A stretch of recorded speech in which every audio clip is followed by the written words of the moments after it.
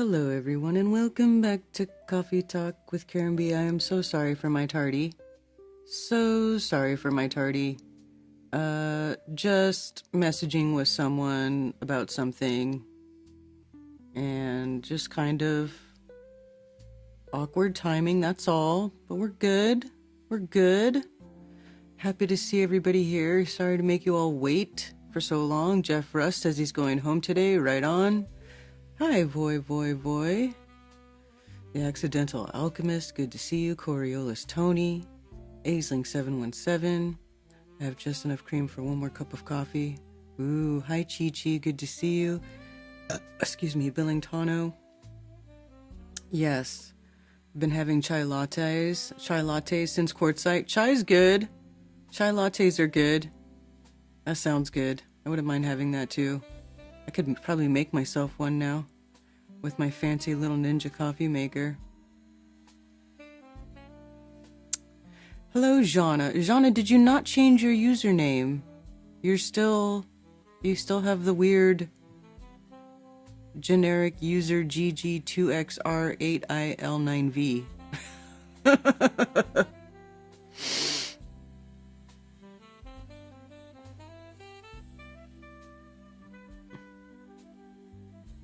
Oh, it's so funny. Ciao Bello. Laura Tressi. Good. Rising. This is a long intro. You pooping, Karen? No, I was not pooping. I'm sorry. I know, it was long. Hello, Chicago artist. I'm Lone Frog. 4866. Low Country checking in. From Just J to user GG2XR is extremely odd.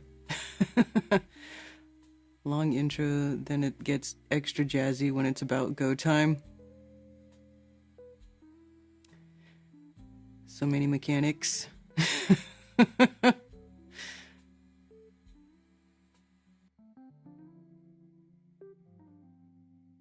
Good rising from Iowa.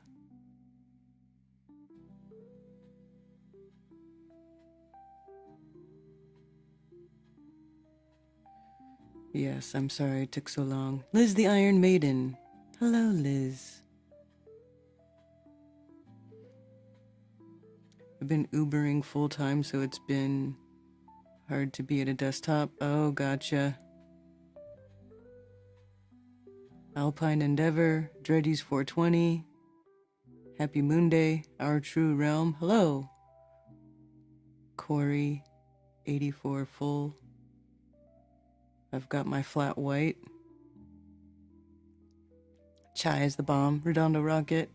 Good to see you. Steve Hyatt. Saw my first Deftones concert in Minneapolis a few months back. Oh, nice. Nice. Carrie Bronyard. I was pooping that cover. The coffee kicked in, right? That's so funny. Even though at a huge distance, yeah. Thunder Chicken 333. Did you pick 333? Because you lucked out on the YouTube number random giveaway. If not.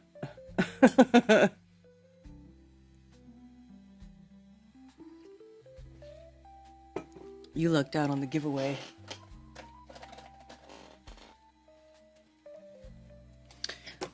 You know, I want to go see Deftones again. Like, I saw them earlier this year in March, at the end of March when they came through Charlotte. I was so happy because I was like, yeah, they're in Charlotte. I don't even have to get a hotel room or anything. I don't have to drive far.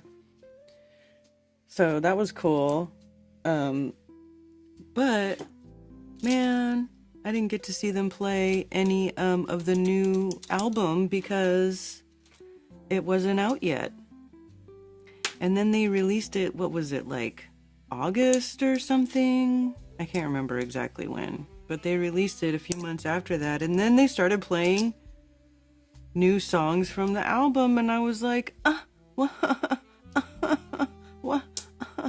up with that? I feel so... I would like to say I feel gypped, but then of course I can't say that because of course I got to go see Stefan after the show and see their Deftones cake that was backstage. and he hooked us up with killer seats, like really freaking killer seats. We were right there on his side of the stage watching the whole show. It was awesome. It was really awesome. And we were like, we could go down to the floor even if we wanted, you know. It was the good tickets. But man, I would love to go back so I can see them play some new songs. I want to see them play some new songs. Because I am a genuine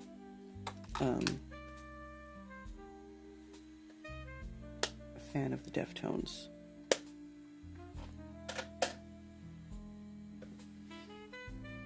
The new Deftones is so good. Other music I found this year is Pool Kids, Turnstile, and Driveways. I've not heard any of those bands. Mighty Jacks. Hello.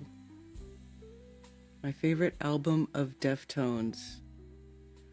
Oof. You know, that's a hard question because I like a lot of their albums, but I would say, you know, of course the early ones are the classics that they came on the scene with that made them famous and stuff, White Pony and all that, but I actually really like Ohms, which came out in 2020. Ohms I really like to play, and I also really like Koi no Yokan, and I see a lot of people say that they're like, oh, I didn't really connect with Gore, but I actually really liked Gore too. Yeah, Revolver's Band of the Year, they did. They're so awesome. They just never disappoint. They never disappoint. That's all I can say about Deftones. They never disappoint. Koi is bomb. Yeah. Ohms is sick. Exactly. Entombed is good. Yep. That's from Koi no Yokan, isn't it? Yeah, man. They are awesome. They are truly awesome. And it's like been the same dudes like the whole time, except for, of course, minus Chang, the bass player who was in a horrible accident and then later passed away. But other than the bass player, it's like been the same dudes the whole time.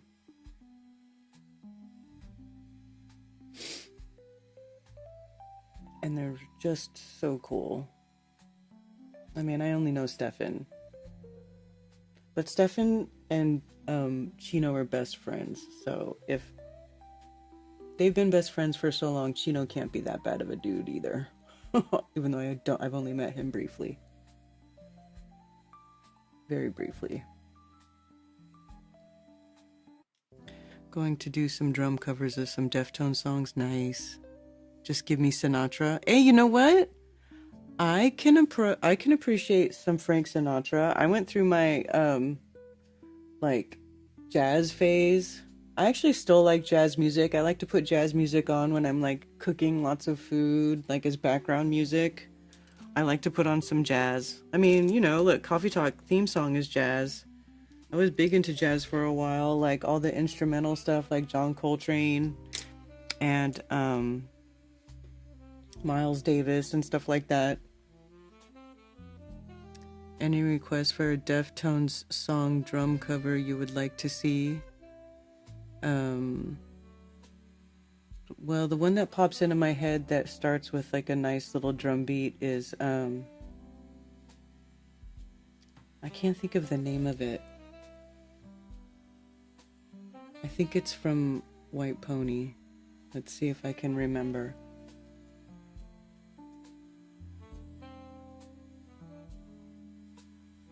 That song that's like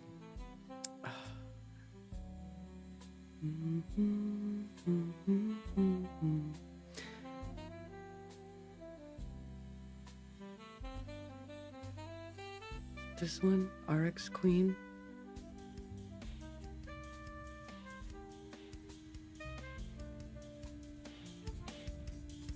No. This one.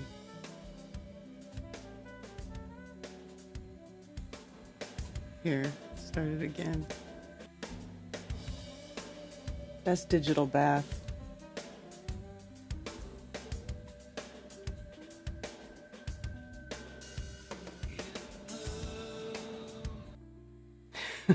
Abe is a beast on drums, yeah. I'm going to hit up a guitar center and do a couple today, nice. Saturday Night Wrist had Cherry Waves, Entombed was Koino Yukon, yeah. Saturday Night Wrist had like yeah. Saturday Night Wrist is good. Digital Bath. That's the one, that's the first one that popped into my head for drums for Deftones.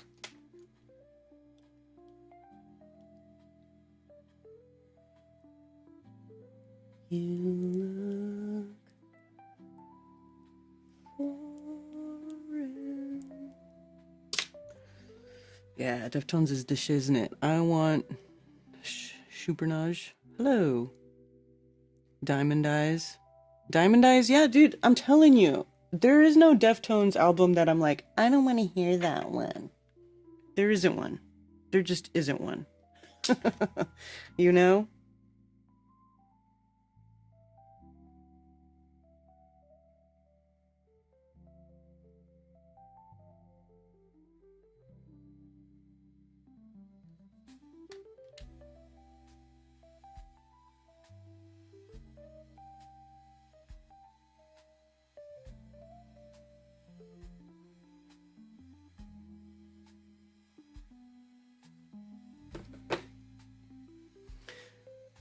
Yeah.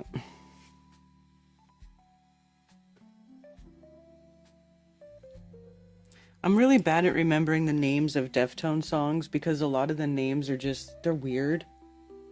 I mean, some of them, it's obvious, like Change in the House of Flies and stuff like that, but like some of them in their other albums, it like, the title doesn't really, I mean, it does, but like Pins and Needles, that's one of my favorite Deftones songs. That's from the self-titled album. A lot of people say they like self-titled is their favorite. Or at least this is what I was reading in comments.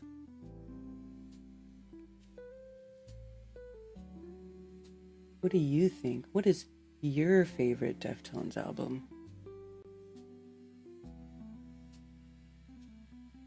I really like, you know, I mean, I like them all. I can enjoy them all.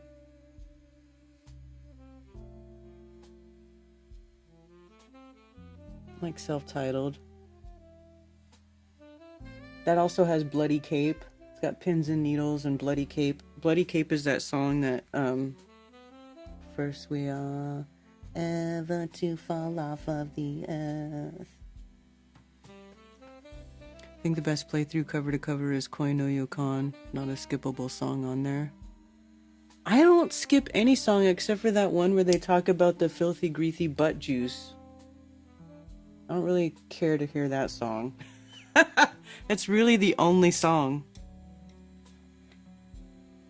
You guys know what if you know, you know.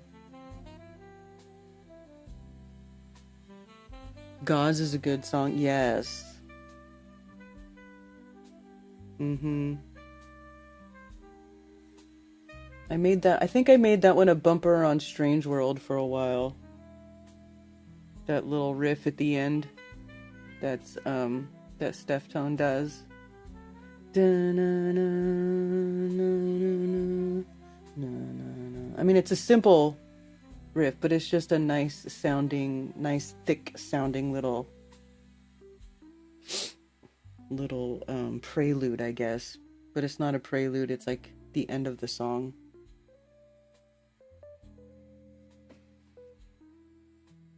You don't like butt juice? No.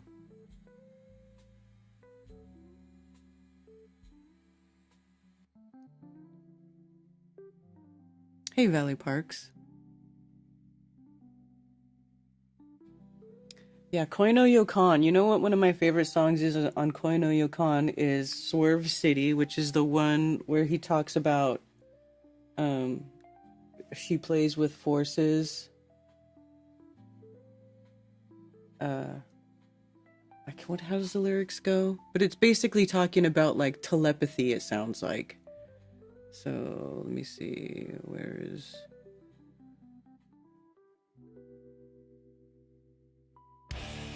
that one?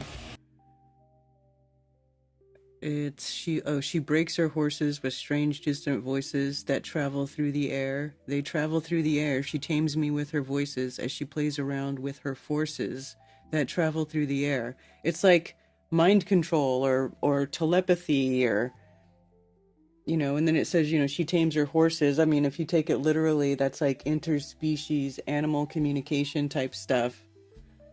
I just thought it was very interesting. They travel through the air, Anyway, then here, I've thought about making a video that goes into this type of stuff. Then the other one, graphic nature. This one, the lyrics to this song are crazy. Rosemary Leathers. Are we going to save the world today? Does the world need saving? Or is it people that need saving?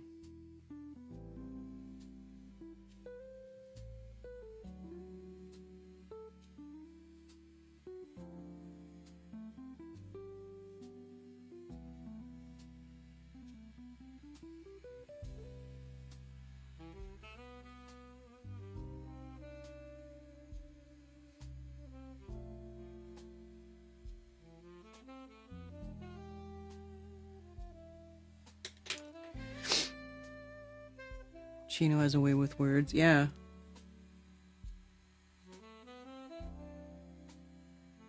Shooting stars with the barrel of your eyes. Yeah. So this song though, for the graphic nature, it says, leave your drape open, let me inside, 'cause I'm confused more or less, shed some light, and tell me your secret, how are you trained? I promise you I can keep it, go on explain, tell me how you do it. Your poison is glowing against the night, how can you lose? Just show them the tricks we like.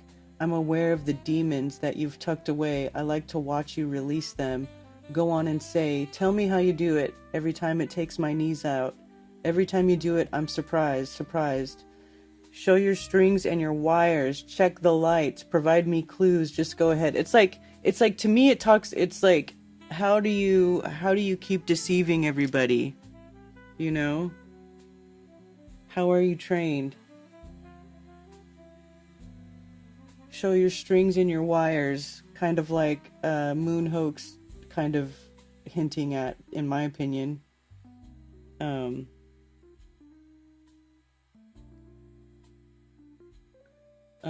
Show your strings and your wires, check the lights, provide me clues, just go ahead and break your silence, tell me your secret, can I watch you train? You know I'd like to believe it, go on explain, tell me how you do it. How the fuck do you do it? Anyway. Of course, me just saying it is not as cool as when you hear the song. Neither the world nor people. Salvation is accomplished, just waiting for the finale. World means age of man.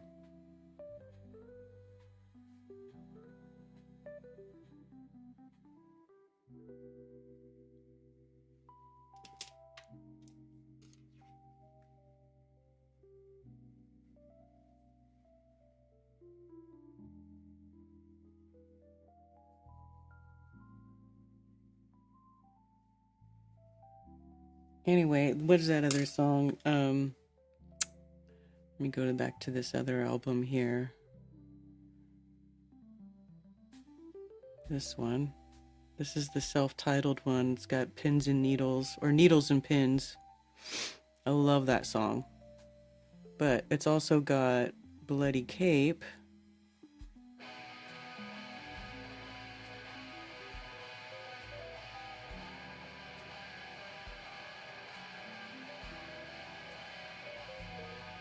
Which I love. It says, in the waves, in waves the ships have all sailed to sea. Do you want to wait or leave with me tonight? Cross your heart and pray the ocean will take us all the way in. First we are ever to fall off of the earth.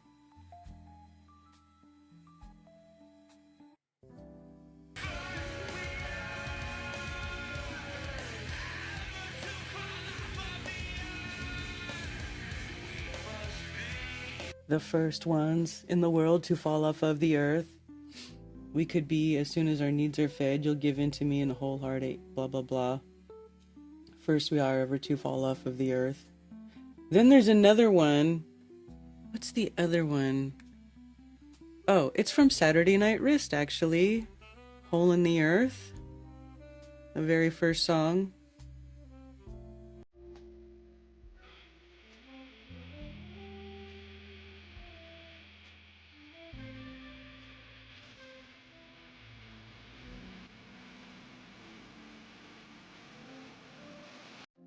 So, can you explain to me how you're so evil? How it's too late for me now. There's a hole in the earth. I'm out. There's a hole in the earth. Can you explain to me now how, if you're still able? It's time I think you know the truth. There's a hole in the earth. I hate all of my friends. They all lack taste sometimes. There's a hole in the earth.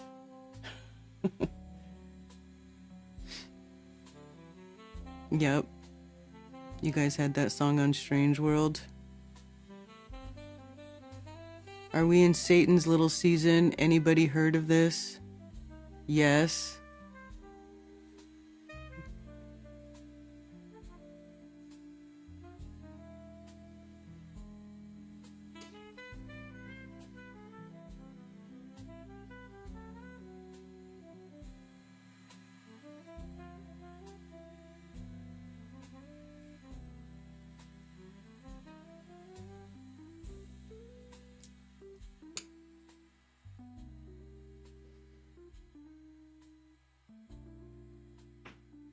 What is the general consensus? Do people think that we're in Satan's little season? I mean, I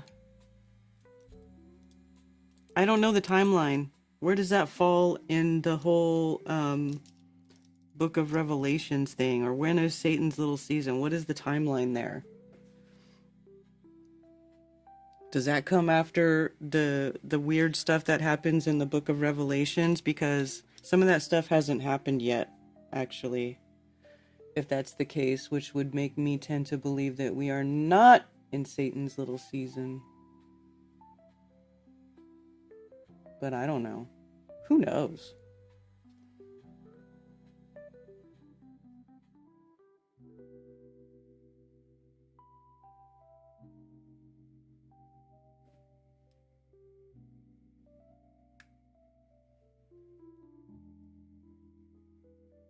Low NBCC pass that's giving them too much credit. Who? What are you talking about? No, we are not in Satan's little season. There's a war between Gog and Magog that happens before or something like that.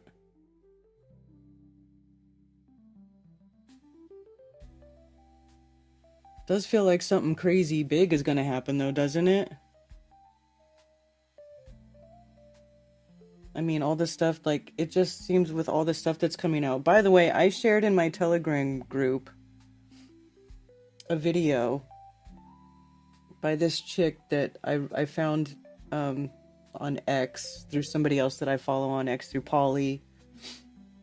I follow a couple of accounts. They have nothing to do with Flat Earth because they talk about real life stuff that, I mean, not that Flat Earth is real life, but Flat Earthers in general tend to talk about weird fantasy shit beyond Flat Earth, where I don't really want to talk about that. I want to know what's going on in the real world, so I'll watch other people whose focus is not Flat Earth stuff, but more like what's going on in the real world and things that are like affecting us real time. And so I found this thing where this girl's giving this video presentation where she's diving in to who Candace Owens is. Right? Because there's not a lot about Candace Owens' history, you know, on the internet. It's not really easy to find stuff about her family and her and their background and stuff. So this girl did some digging, and she goes through this whole long presentation where she basically breaks down how she went through all the information, all these connections of different people, kind of drawing you the bigger picture.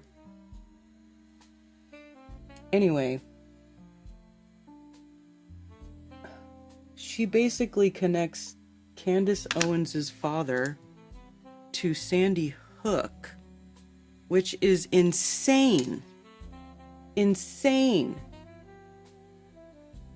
During tragic loss of life.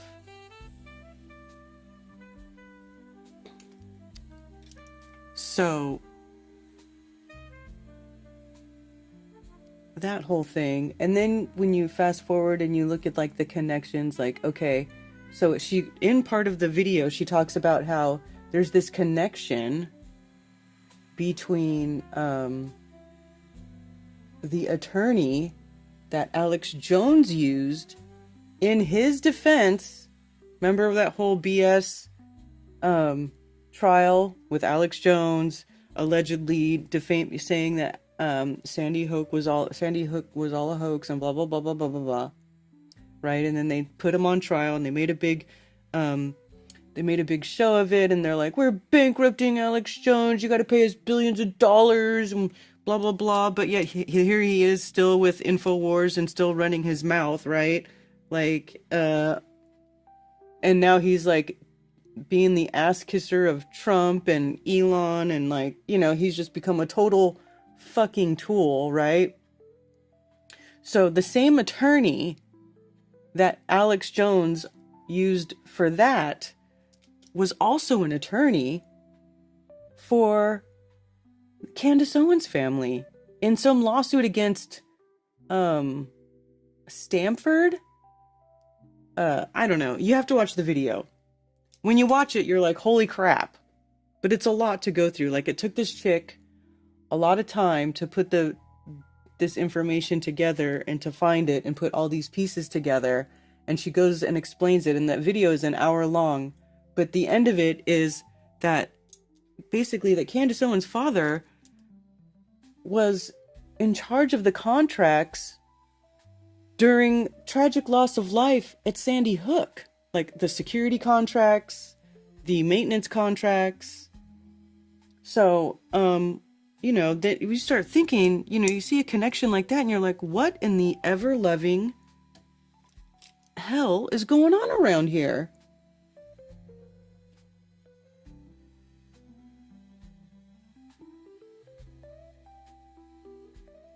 I seen it. Hey, Bill Wheel. Phil, we're on the verge of an economic collapse and there's many wars on the horizon. Israel wouldn't be a nation if we were already in it. Oh, I see. You're saying it wouldn't be, Israel wouldn't be a nation if we were in Satan's little season. No, it hasn't, Mickey. Where's the New Jerusalem? Why are Nephilim still around? Use your head. The new hit movie Bergonia has a flat earth model in it. At the end of the movie, an alien pops the dome and everyone on Earth dies.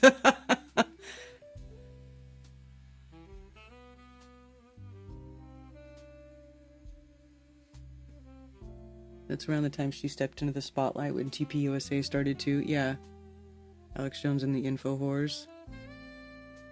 Right. All she was missing with the cork board with the red string, but she was putting piece. Exactly. Google my lunchbox. What? My lunchbox? Or do you mean my lunch break? That freaking retard with the clickbait. I call him my clickbait. That guy is so full of garbage. I mean, absolutely ridiculous shit.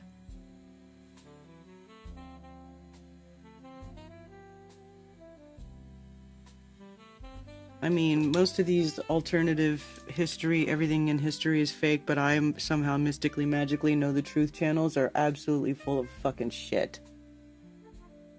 That's all I gotta say about that. Absolutely full of shit.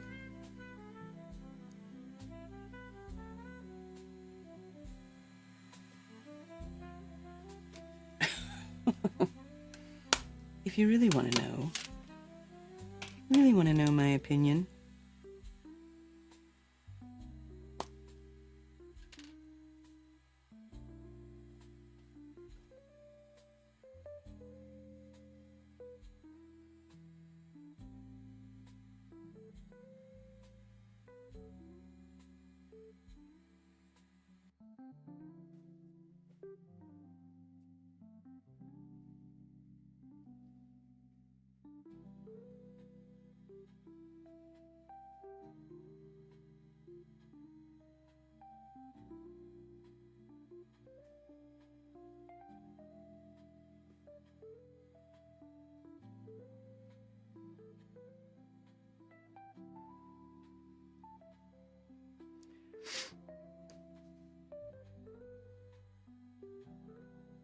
As bad as the call for an uprising is, that dude was a piece of work. That's a bit harsh, just saying it's the truth. Well, it's my opinion. But they have nothing to back up their BS. Like, it doesn't even make sense.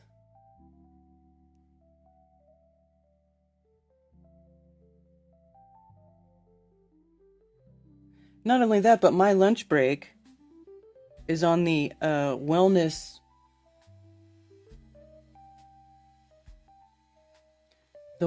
group payroll.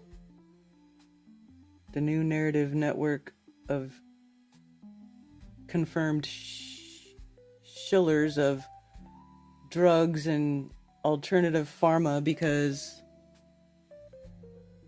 we're gonna profit from COVID too.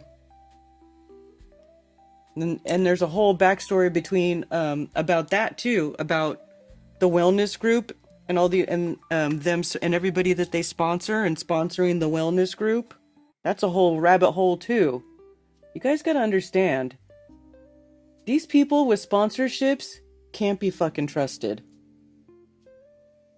You cannot be fucking trusted, because once you are on the payroll of somebody or something or some group, especially, you know, a group like that, which all that stuff ties back to, you know, the tech bros and a lot of big players, like, it's all connected.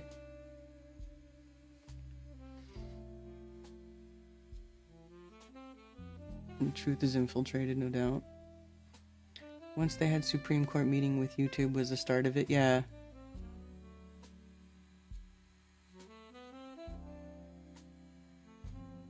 Do you multi-stream anywhere? Yeah, I'm on Rumble, Rockfin, and X for now. I'm not sure how much longer I'll be able to stream on X, because you have to pay for, you know, your little blue check mark to stream on X. So that would be free. Another place you could listen, possibly.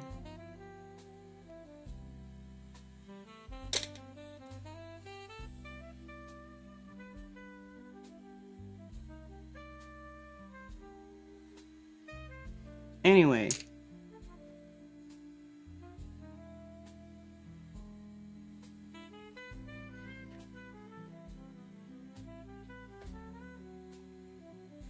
This is why... Oh yeah, Rumble. Rumble.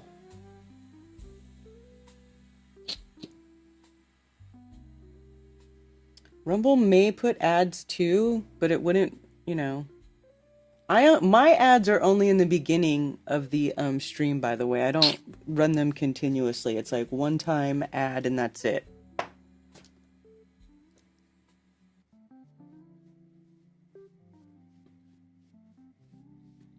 And I don't do auto insert ads where it will add like 30 ads to your in the middle of the stream and all that dumb crap.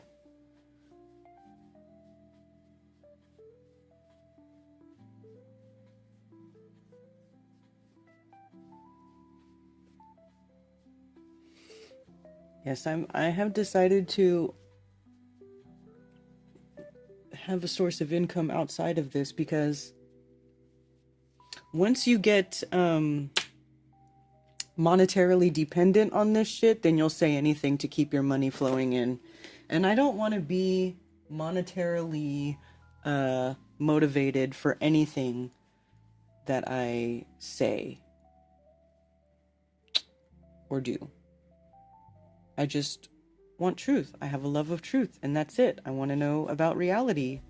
And so while my channel is monetized, I don't push it, I don't, it's not like, this isn't what keeps me going financially. I'll just say that. Who believes Charlie is dead? The ads in chat? What ads in chat? There's ads in the chat? And Twitch too, yeah.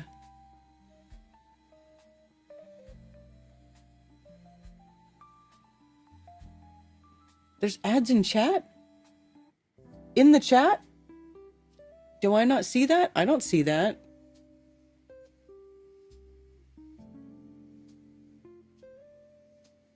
Where are the ads popping up?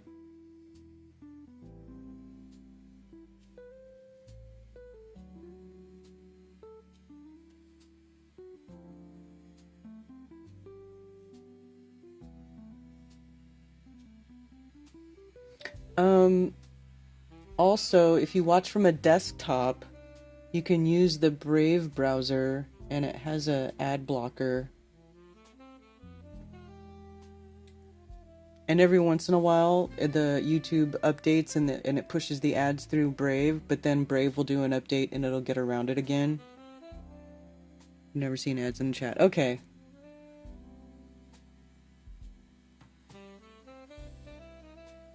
eBay ads are popping up over chat. That's weird. Sounds like that's just you, Bill.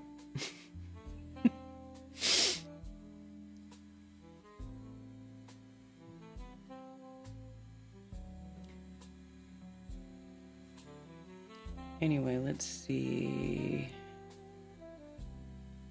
if I can find...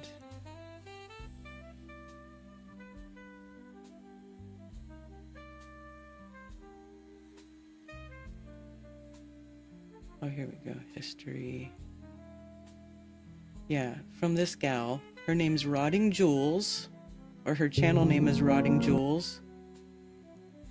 Rotting Jules.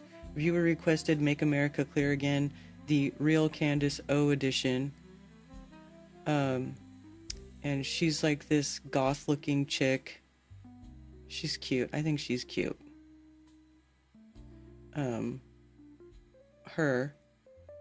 And she does this is an edited version of the live stream she did where she was showing all her work and what she found out. And at the end is where it talks about, but she does a whole lead up to it and drawing all the connections, how she found it, how she verified who she's looking at, because you could because Robert Owens, which is the name of Candace's father, is a very popular name.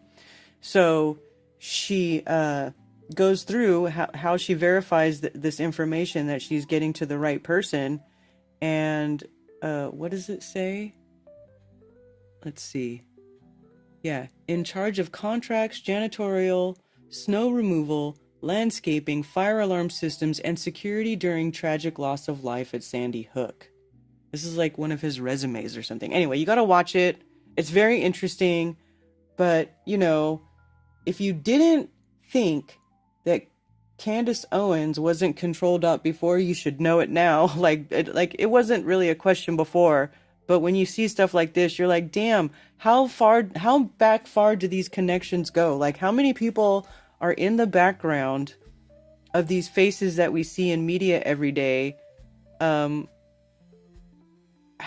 how deep is that network? It's just insane. It's insane.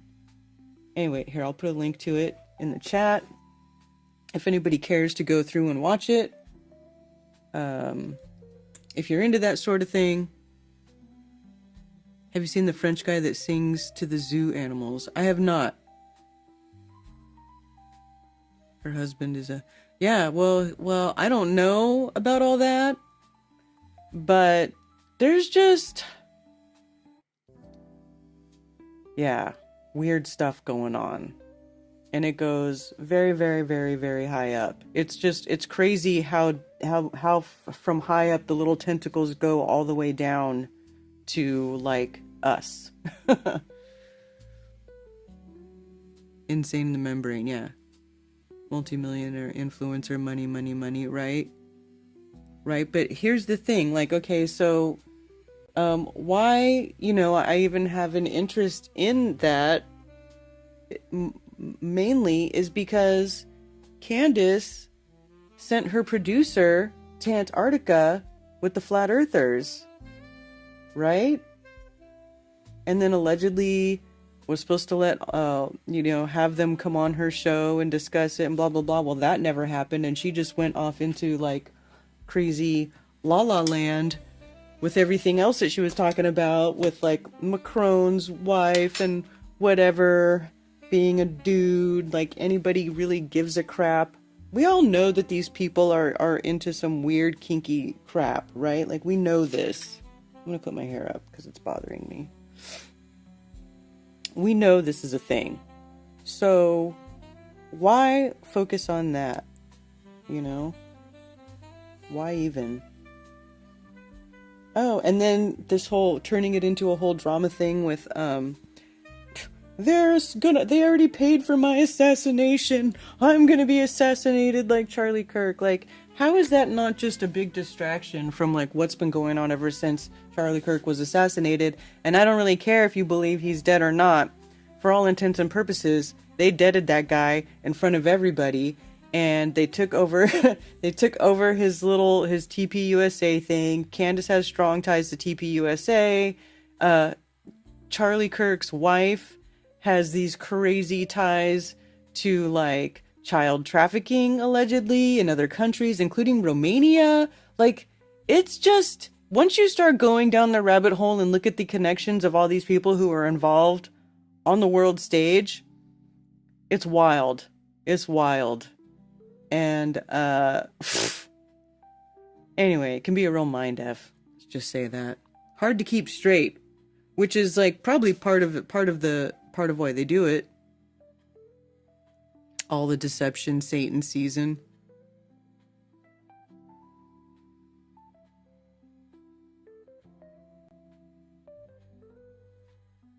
Ads for brand new cars. This all means Tucker has some ties high up too. I wonder. Well, his dad was CIA.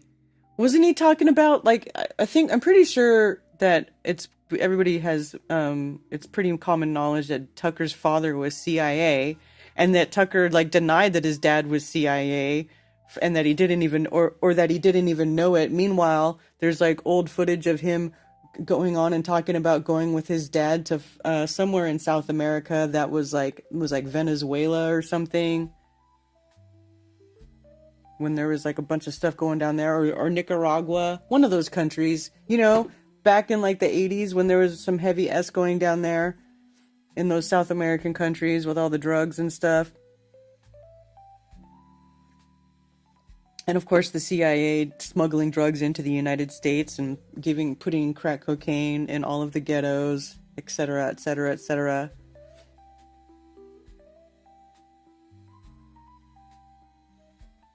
Happy Satan season, y'all. Hilarious. I mean, who knows? Hey, Julius is now a monthly supporter. Hey, good to see you over there on Rumble. Thank you. So, what was I gonna look up? Shit, I had a brain fart now, I can't remember.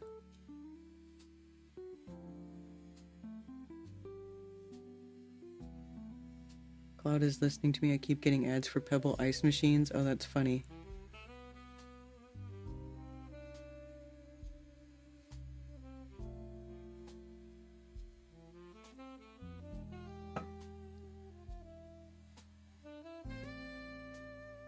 Maybe I was going to open my phone line. I think that's what I was going to do. Try to open my Google Voice phone line in case anybody wanted to call in. Talk about current events. Puff, puff, pass. Tied by some nepotism strings, I'm sure. Yeah, I'm sure there's some of that going on as far as like, but then also some secret groups, some secret families. not so secret families. Tommy's little season of not getting laid. Tony, that's funny. It's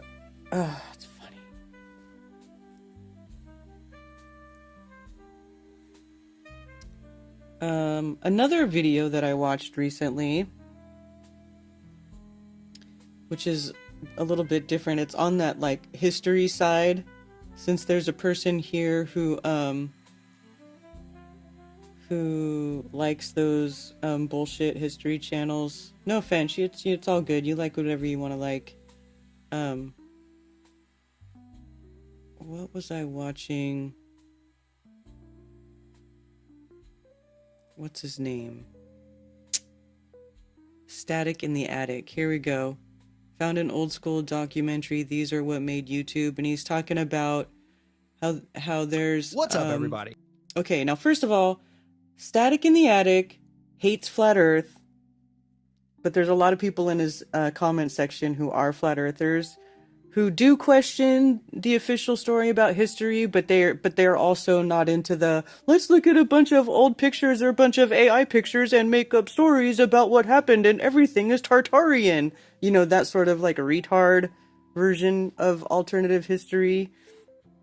These people are actually, you know, so I like this guy's channel. I don't agree with everything he says, but as far as like a non-mainstream view of history, sometimes he brings up interesting points.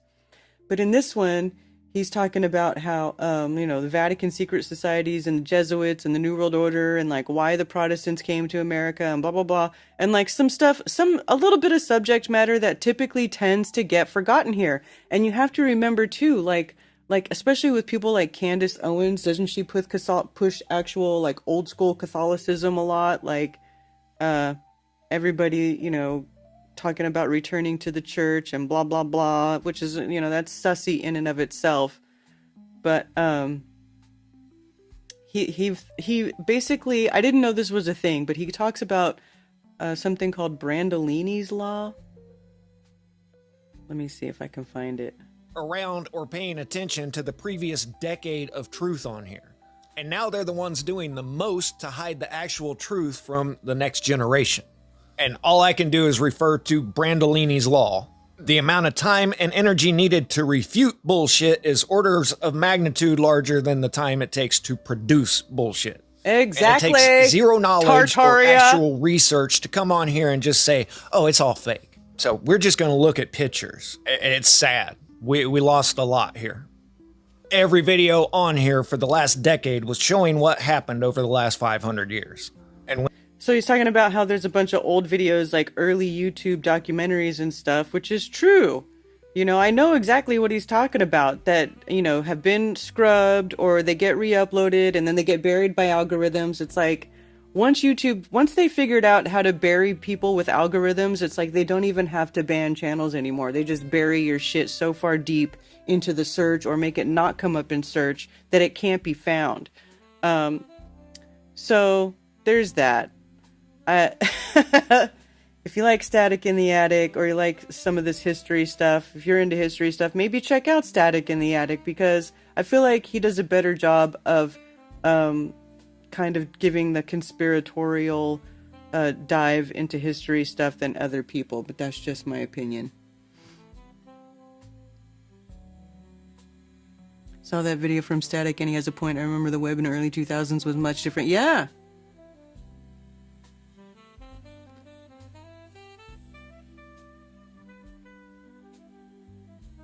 What is going on in the North? I don't know. What is going on in the North? You mean like in the North Pole? In the beginning, the internet was... What is this? The Antichrist is here, the story of Peter Thiel. Oh. Yeah, Peter Thiel, he just looks like a demon, doesn't he? That guy looks like a freaking demon, if you ask me. So I could see the argument for that, for sure.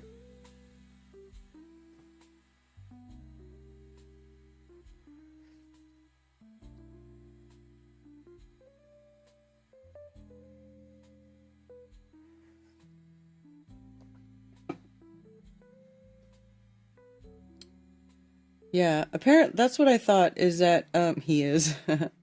I mean, he could be. I can't rule it out.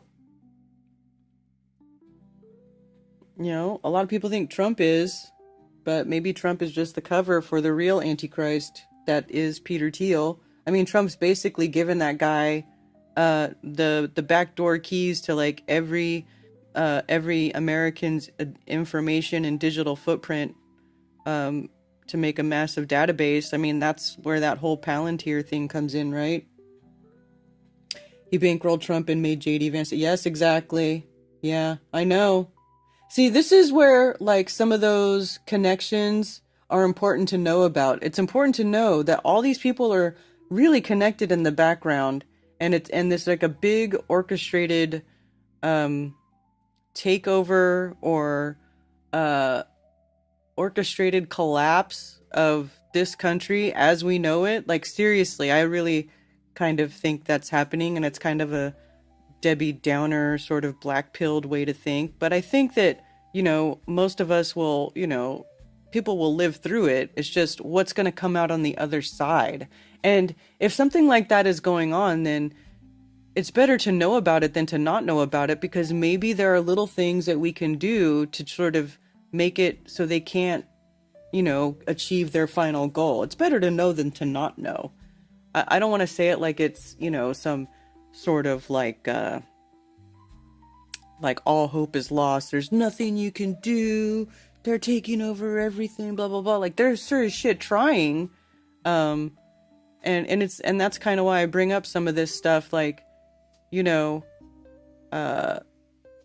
maybe a lot of people, I mean, I myself kind of fell into that trap where like when you wake up to flat earth, you kind of get stuck in the, oh, what is this place? And blah, blah, blah, blah. And you just sort of brush off all news and politics and politicians as all full of shit, and you don't even pay attention to it, blah, blah, blah. Like I fell into that too for a while. But also the thing to remember is that these people do have an influence on your lives, whether you like it or not. They make laws, they make things happen that steer the course of what happens in society with people, crime. I mean, look at the crime, immigration, just this whole population replacement thing going on. Like they're doing really nasty, gnarly things, you know, in charge of like education, your children's education, putting horrible, demented bullshit as part of the curriculum in your children's education. Like these people are fucked up.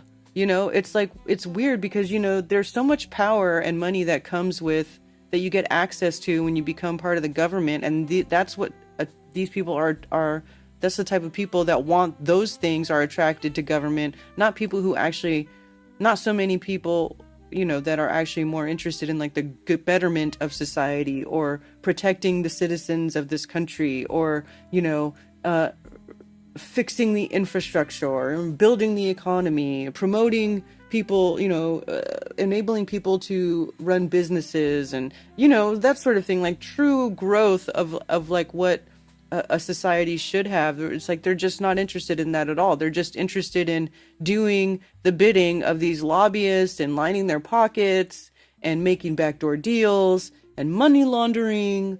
Like the government is horribly, horribly corrupt.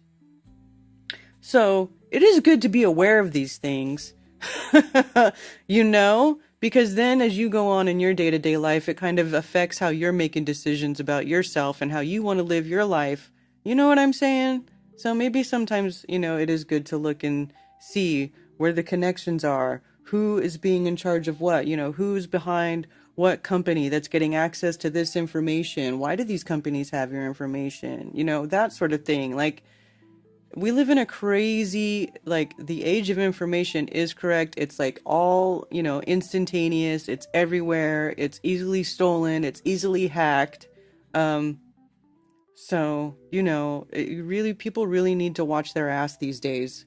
Just saying.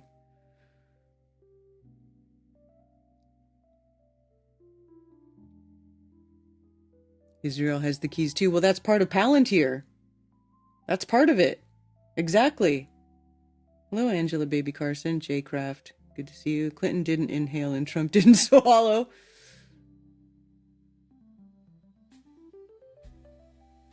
Khaleesi of Konos, English Constitution has all the answers. Homeless are literally being disappeared. Act of settlement has already been in place since 1701 to stop foreigners holding office.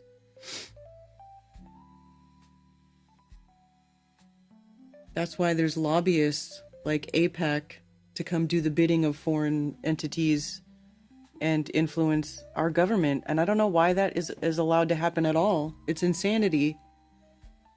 Everyone switching to Linux as an operating system and learning about privacy would go a long way in helping all our situations. You know, you're not wrong.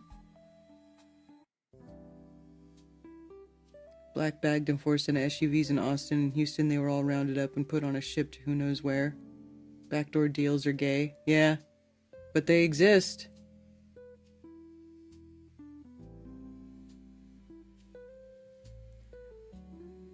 This is why I've been focusing more on financial markets. That's the first place that the signs will emerge about the coming collapse. They're managing the government like a private equity firm.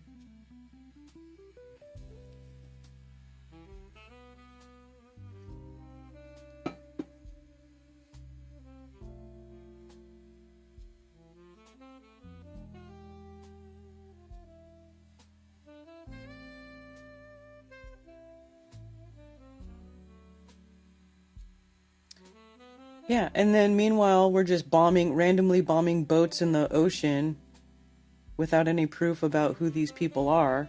Like, who are they bombing? They say they're bombing drug dealers, but, I mean, come on. Do you guys really believe that bullshit?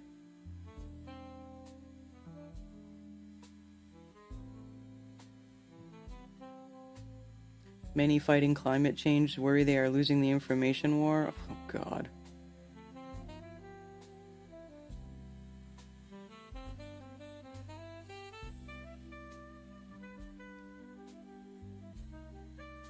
Appeals court disqualifies Alina Habba, Trump's former personal lawyer, as acting U.S. attorney in New Jersey.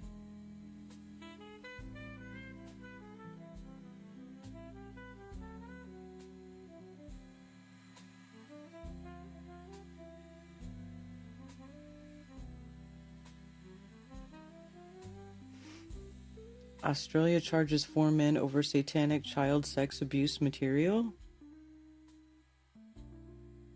Police say they seized thousands of videos of abuse involving symbols and rituals linked to Satanism and the occult. What is this dude wearing? A man has escorted police after being arrested at his residence in Waterloo, Sydney. Police in Australia have charged 4 men following an investigation into what they called an international satanic child sex abuse material ring in the city of Sydney. The New South Wales police said on Monday they had charged the 4 with dozens of criminal offenses after executing 6 search warrants at several addresses in Sydney last week.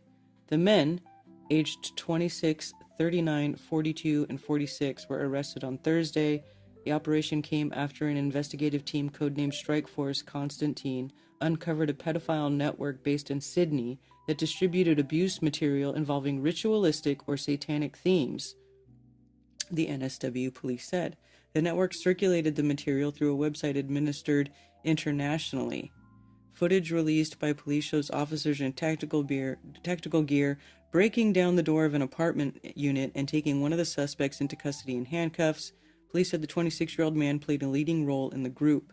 The men face more than 20 charges relating to possessing and distributing child abuse material, as well as bestiality, with some of them also facing charges for drug possession, not complying with reporting obligations, and contravening a prohibition order, according to police. All 4 men were refused bail.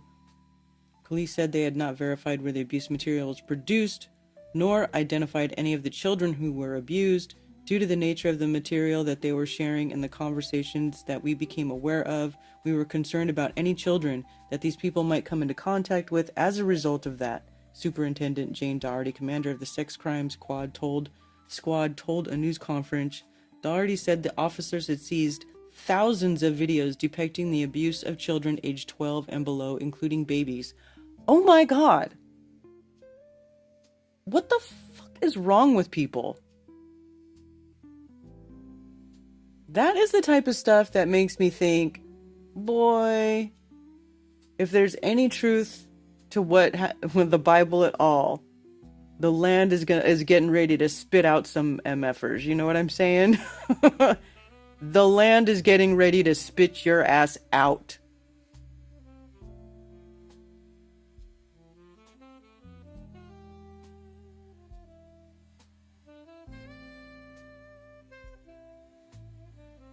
Venezuela wants to leave the IMF and the World Bank.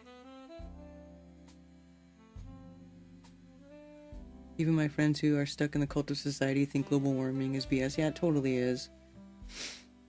It's that whole climate change thing is not really working anymore. Didn't Castro deny World Bank got into war over it and was found hiding in a hole in the ground? Fidel Castro? No, I think you're talking about Fidel Castro died of old age, or something. He finally died, but he was old. You're thinking of Gaddafi. Gaddafi, who was the leader of Libya, who was building up Libya, and he did the underground river, and he was reinstating the gold dinar, and he was using the money from the oil to like enrich the people. Like if people got married, they got help with money for an apartment, money for a car, and then if they had children, they got more money, money for school. Like he was really building up this really sort of oasis in the desert. And like I said, he was trying to get the gold dinar, like back his own money by gold and not use a World Bank.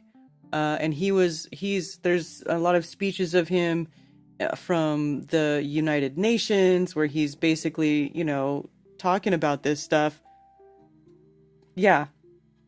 The United States went in and like totally bombed and destroyed the river, the Lebanon. They took Gaddafi, beat him in the streets. Yeah. And they turned Libya back into a shithole. They were like, no. Don't you getting any ideas about, building yourself up and doing things without us. It's like the world banks are like the freaking gangsters of Earth, and they just go around, knocking anybody down who dares not include them and let them commit usury upon their people and like extract wealth. It's really insane. South America, not overseas.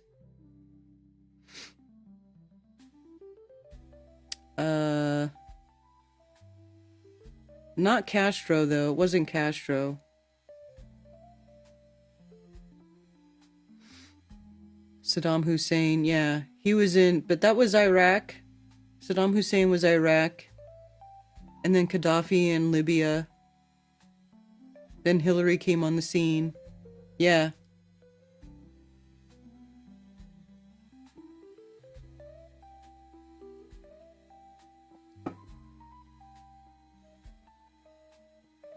You ask myself this every Friday, what the fuck is wrong with people? Yeah, exactly.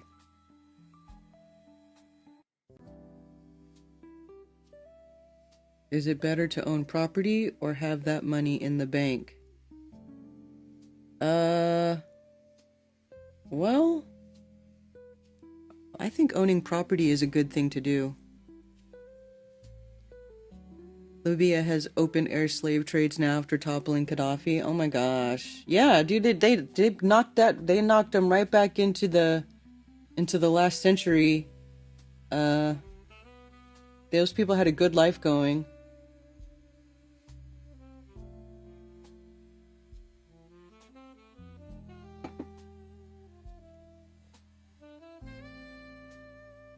There was a series. I wonder if it could be found. Let's see. I'm gonna look on BitChute.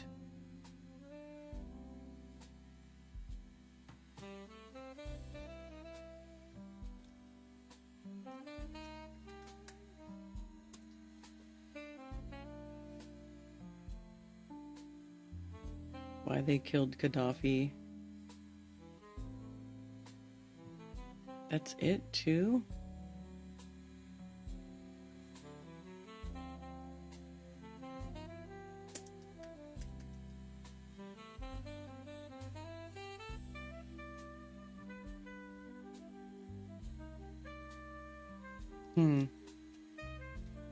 That's not very many. Anyway, where did anybody remember seeing that a long time ago? There was like a multiple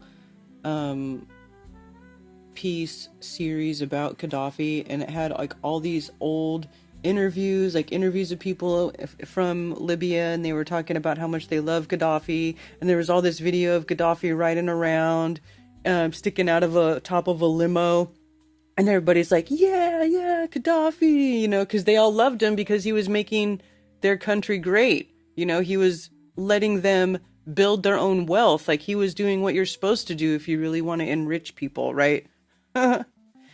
And he didn't need Secret Service. He didn't need security. Nobody wanted to take him out while he was riding around in his town because everybody loved him.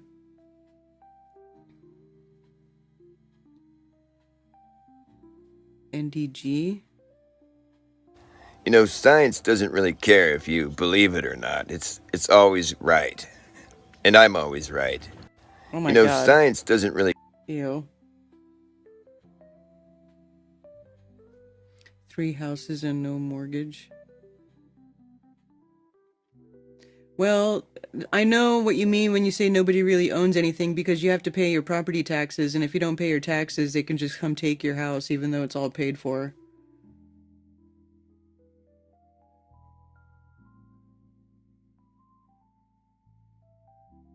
They're saying all the land here is going to be given to the natives.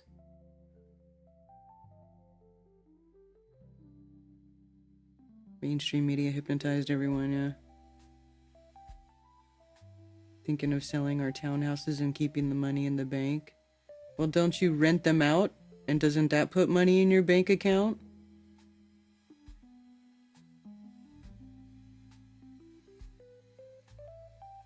Hey, Dr. Law. My aunt and uncle actually partied at Gaddafi's house with him in Libya. Really? Oh, let me try that spelling. I know he's got a different spelling. I was trying to think of what the other spellings are for Gaddafi. Gaddafi.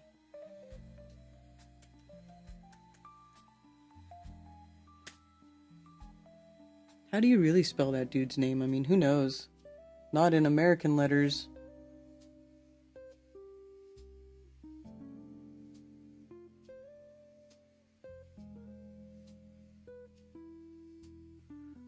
This is weird.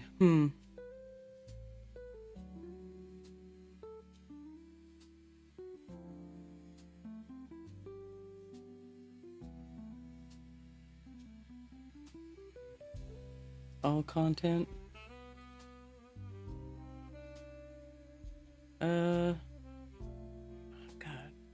Does your search just suck, BitChute, or what?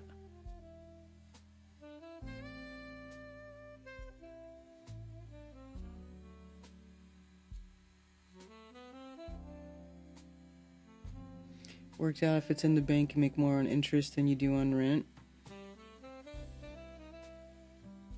Hey, Ted. American letters. That's true, though. You know what I'm saying? Invited to his house when they were in Libya. Oh, wait, you were telling me about your mercenary uncle. I remember that. Look up Titus Frost, the Jeffrey Epstein client list documentary. The list did not write itself.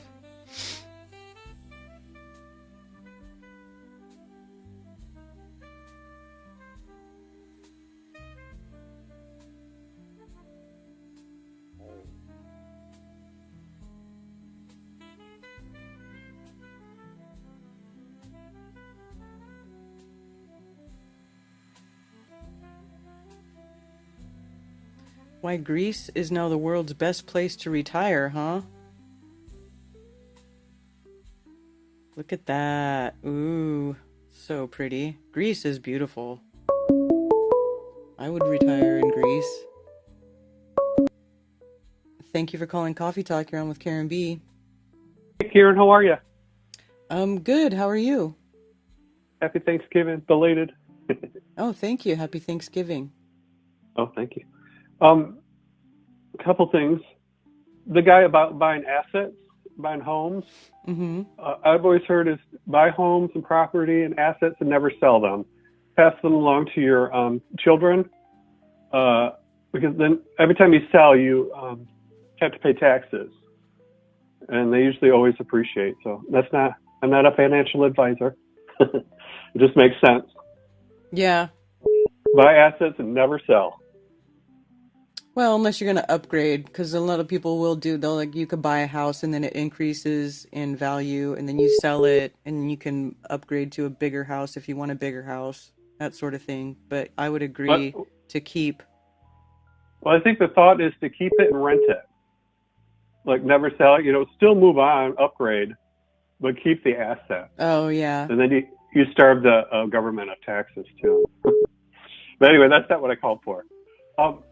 Speaking about Candace, I heard this about him being dual, I don't know, spies or whatever. Mm-hmm. Did you know that Netanyahu has dual citizenship or had it with the U.S. and Israel? Yeah. Mm-hmm. Hey, you heard that too? He went to MIT Yes. here in the States. Yes. And I knew that. and he has a social security number. Oh, with the other name was like a John Sullivan or something, if I'm getting that name right. Well, I know his previous name to Netanyahu was Milakowski. It was like some Polish name. Yeah. His father changed his name to Netanyahu, and that's how he got that name. And something about the social security number, he had, you can find out information about a person, but unless they're CIA or FBI, and you can't find out anything about Netanyahu. So most likely he's CIA. And we installed him as Prime Minister of Israel. Crazy. Well, there's something going on there because that guy has American government by the balls. Yeah, it's creepy. Yeah, when you were talking about Candace like that, made me think of Netanyahu. That nobody's, I don't know, free and clear of influence or control. Mm-hmm. But have you listened to all of Candace's stuff about Macron?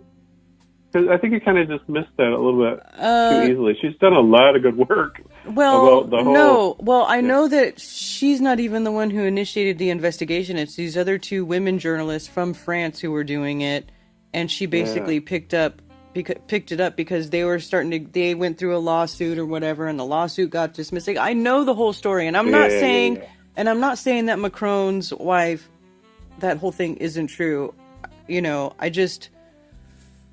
That wasn't really what I was trying to say there. What I was saying is like, she is kind of all over the place. And I think a lot of what she's saying is a little bit of embellishment and distraction.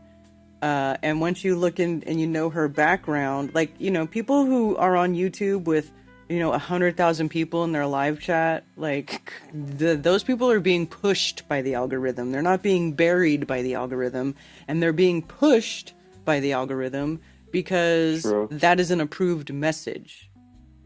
So when you know the background of these people, even though it seems like they're, maybe she is doing good work, maybe some of what she's saying is true, but there's something deeper there going on. Yeah, so maybe it's almost warfare between the U.S. and France. If it's pushed and put out there. What you're saying is making me think that. If that's what the CIA wants put out there. I mean, she is the number one podcast in the world now, even over Joe Rogan. Yeah, I have to ponder that more. That maybe is something going bad between the relationship between us and France, and this is their payback to take down Macron and his wife. I mean, they've known about it for 20 years. Has been the rumor about Macron's wife and him. I remember Tracy Ullman on HBO did a skit on how ridiculous their relationship was and how she was a pedophile. Wow, that's funny. Yeah, yeah. All right. Huh. And then a couple other things. Mm-hmm. I don't know if you heard. All VPNs are Israeli owned. Oh, Israel also Nearly all of says them. Israel also says that that they have their spyware in like every cell phone, and there's no getting around it. Like every Samsung has Israel spyware in it. I don't know if Apple does, but I wouldn't be surprised. Yeah. But yeah, they say yes. I mean, look at Palantir, like all these big tech companies, and our government is giving all of our information to these Israeli-based AI companies, whatever they are. Like all of these tech bros, they don't have there's no like boundary there between all these people in the background. They don't care. They're like, oh yeah, we're just gonna put everybody in this database and we're gonna control everybody and we're gonna have everybody's, data and manipulate people and we're gonna target them all and yeah. Yeah. 1111. Yeah, it's creepy, isn't it? Like spending all that money on a VPN trying to be private, and then you realize it's all going through Israel anyway. It's almost like a waste of money. And then also, you heard that Palantir was started out of the TIPS program? Remember after 9/11, I can't think of the thing that was passed, but they were trying to create a TIPS program. There was such an outrage by the citizens that they created through In-Q-Tel, Palantir, and made it a private company and did it anyway. Yeah, maybe. That's the story of Palantir. Because it's a private corporation, they get away with it. Yeah, that's the whole thing. They're private corporations, and so they're not being held accountable to like the same things that the government are being held accountable. It's like and so like there's all these backdoor deals going on with these big companies and our government people. So they can get around that shit and not be held accountable by the public like they should be. Yeah. Yeah, by the voting public. I say in quotation marks, voting. Yeah, exactly. I just, I don't know if your vote really matters, but they really push that. If you don't vote, you can't have a say in it. You know what I mean? It's like they're pushing it so hard that it makes people feel like their vote really matters. I don't know. That's another conspiracy theory I have. Yeah. And total side note, you got me looking into the Biltmore more. Oh, yeah? You talked about it in North Carolina? Mm-hmm. I watched a video last night on the secrets of Biltmore. It was really interesting, fascinating.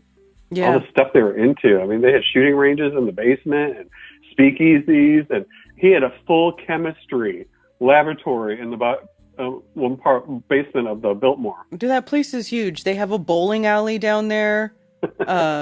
I went on a tour of the basement on one thing at one Christmas time, and I was just like, dude, there's like never-ending rooms. Wow. Like, seriously. Yeah, Christmas at the Biltmore is a big thing. That must have been so cool. Yeah, because when it was initially built, it was like open. It was like finished right at Christmas time, and so they had a huge Christmas thing at the Biltmore, and it's like been a major thing there ever since. I've seen videos of it. That's how they make the most of their money is Christmas at the Biltmore. Oh, yeah. They really do it up. I mean, Beautiful. Have you ever heard the Vanderbilt conspiracy about Anderson Cooper and Kathy Griffin? Well, I know about Anderson Cooper being a Vanderbilt, but Kathy Griffin? No. Yeah, apparently, Anderson Cooper's brother died very early on, and Gloria Vanderbilt, Kathy Griffin she called her like my mother. Gloria Vanderbilt's like my mother. She was always over at the Vanderbilt. And then, the CNN New Year's Eve with Anderson Cooper and Kathy Griffin and Andy Cohen. Anyway, so she might have been the son that died and had a sex change. But I don't think that anymore now that Kathy Griffin's had all of that work done. Oh, she's horrid. She's really a female. Yeah, she's a horrid individual. She's so gross. Yeah, not funny anymore. Poor thing. Yeah. But you hadn't heard that before? Kathy Griffin is really Anderson Cooper's brother? No, I have not. That's funny. I don't know if I believe it. I just think it's kind of funny. It is funny. That's all I have. Basically wanted to tell you about Netanyahu. Oh, okay. You had heard that before, though, right? Mm-hmm. So weird. Ugh, nothing is what it appears. Exactly. All right. Well, that's all I had, Karen. Good talking to you. All right. Take care. All right. Have a great day. Bye. Bye.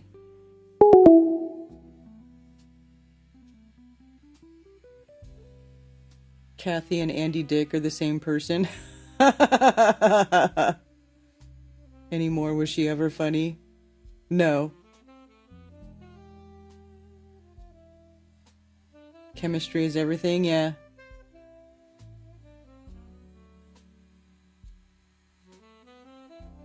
Patriot Act. Could all use some Karen cooking. Ooh.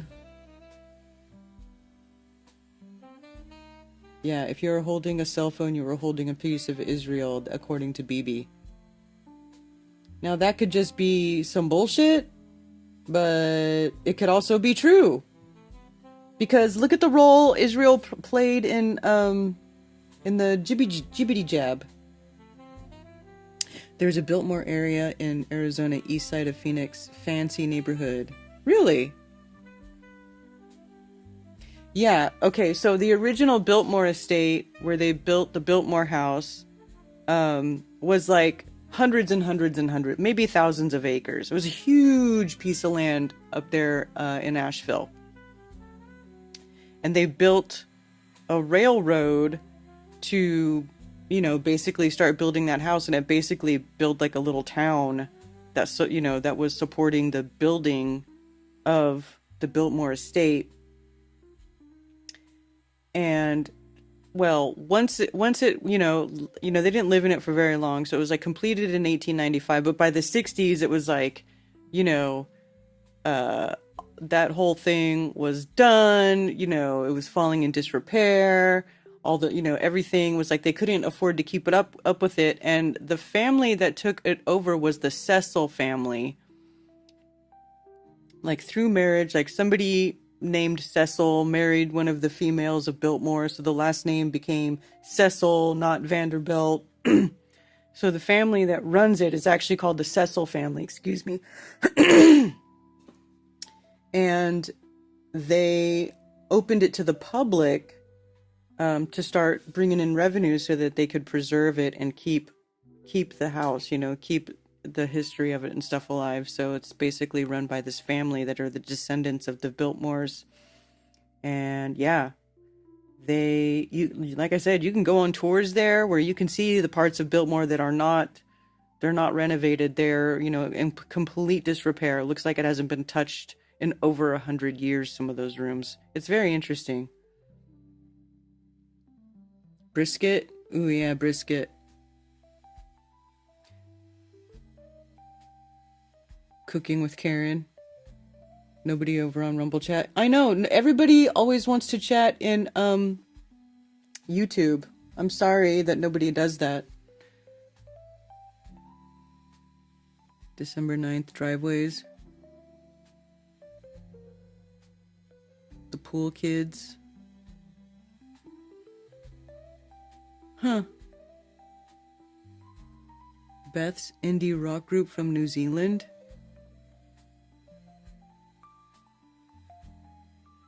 I'll have to check that out.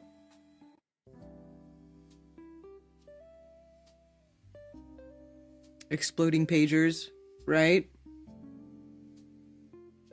My audio is on Rumble, but chat over here.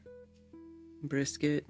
Dude, I love brisket. You can't, I would have to like pre-record cooking brisket though, because it takes like all day. But it is so bomb. Brisket's my favorite. It's one of my favorites. Nice big old beef brisket. Yeah.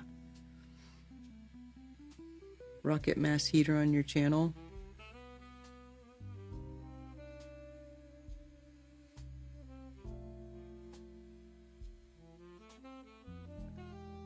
Hey, Super Chat, thank you so much. Some new bands to check out that I've recently started following. Pool Kids and the Beths. Oh, the band is called the Beths. Driveways, hands down my third favorite pop punk band from Boston, Mass. Cool.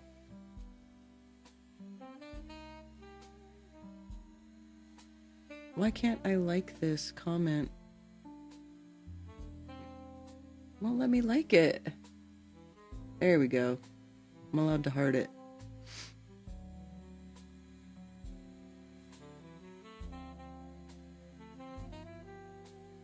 Driveways in Chicago, January 9th. My favorite too.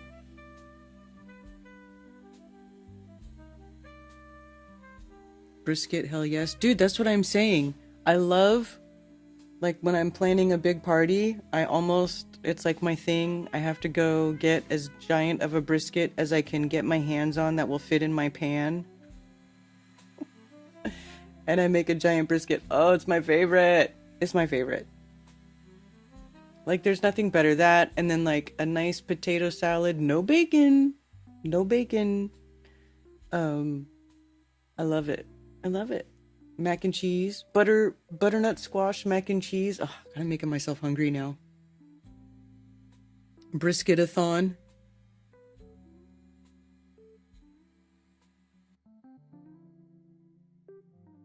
Used to call bitch shoot shit boot.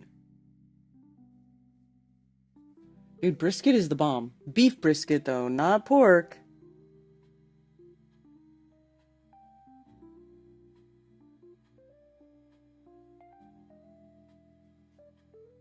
Phones are open, by the way, if anybody else wants to call in and say hi or talk about something. I could do with a fire. It's chilly here.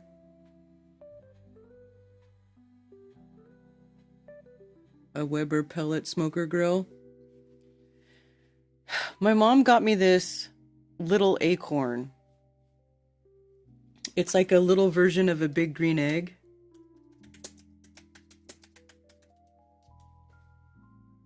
This thing. I freaking love it. I love it. I have to tell you, I love it. It's little, but you can smoke on it, although I'm not very good at smoking. I have to try again with the smoking. But I love this thing. And I use lump charcoal. Thank you for calling Coffee Talk. You're on with Karen B. I can smoke on it, although I'm not very good at smoking. I have to try again with the smoking. Hello. Mute the YouTubes.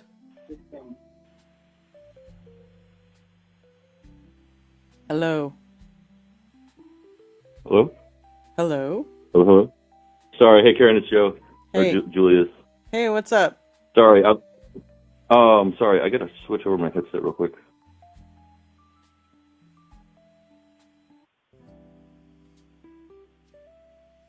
Hello, hello? Mm-hmm. Hello? Yes. I hear you. Do you hear me? Yeah, I do now, Okay, sorry. But on my headset. Oh yeah, I was just calling you about that grill. You said you got the eat green egg kind of thing? Mm-hmm. Let me see. It's the little The one I'm version. talking about. Let me kill my music.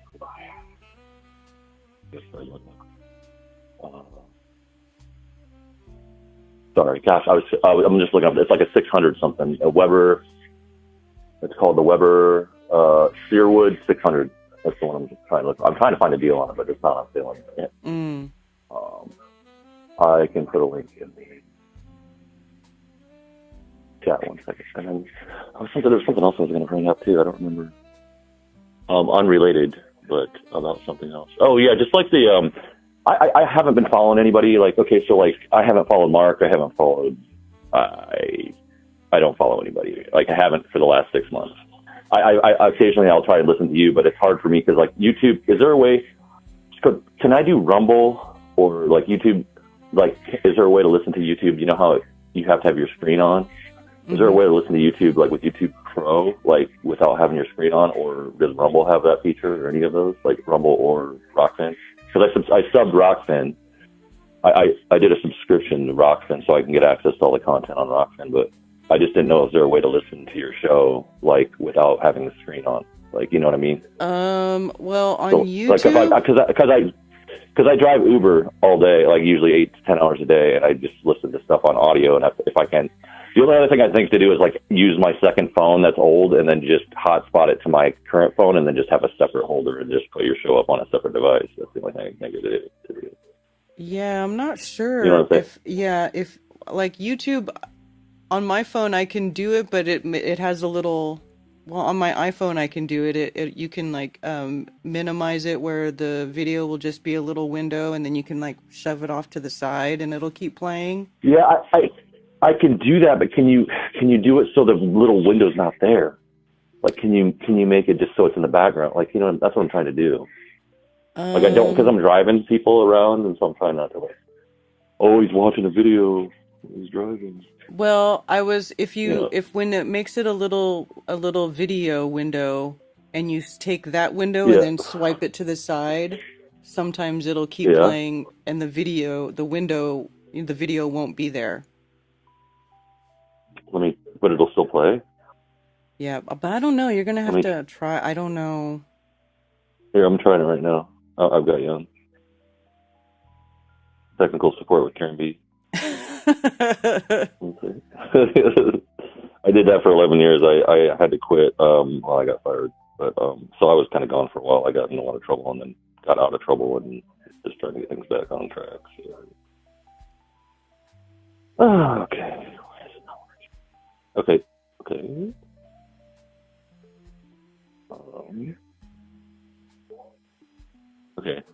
Okay. Yep. Okay. Valley so if Parks, I drag it, yeah. Oh, I got you. Oh, did it if you work? drag it off to the side, it turns into a little arrow. Yeah. Oh, I didn't know you could do that. I didn't either. I did it by that's accident. Awesome. That's my new favorite hack of the end of the year. Yeah, I did that by accident one time. I was like, oh, look at that. Whoa, that's way awesome. Okay, cool. I was hoping that we could figure that out because I did not know how to.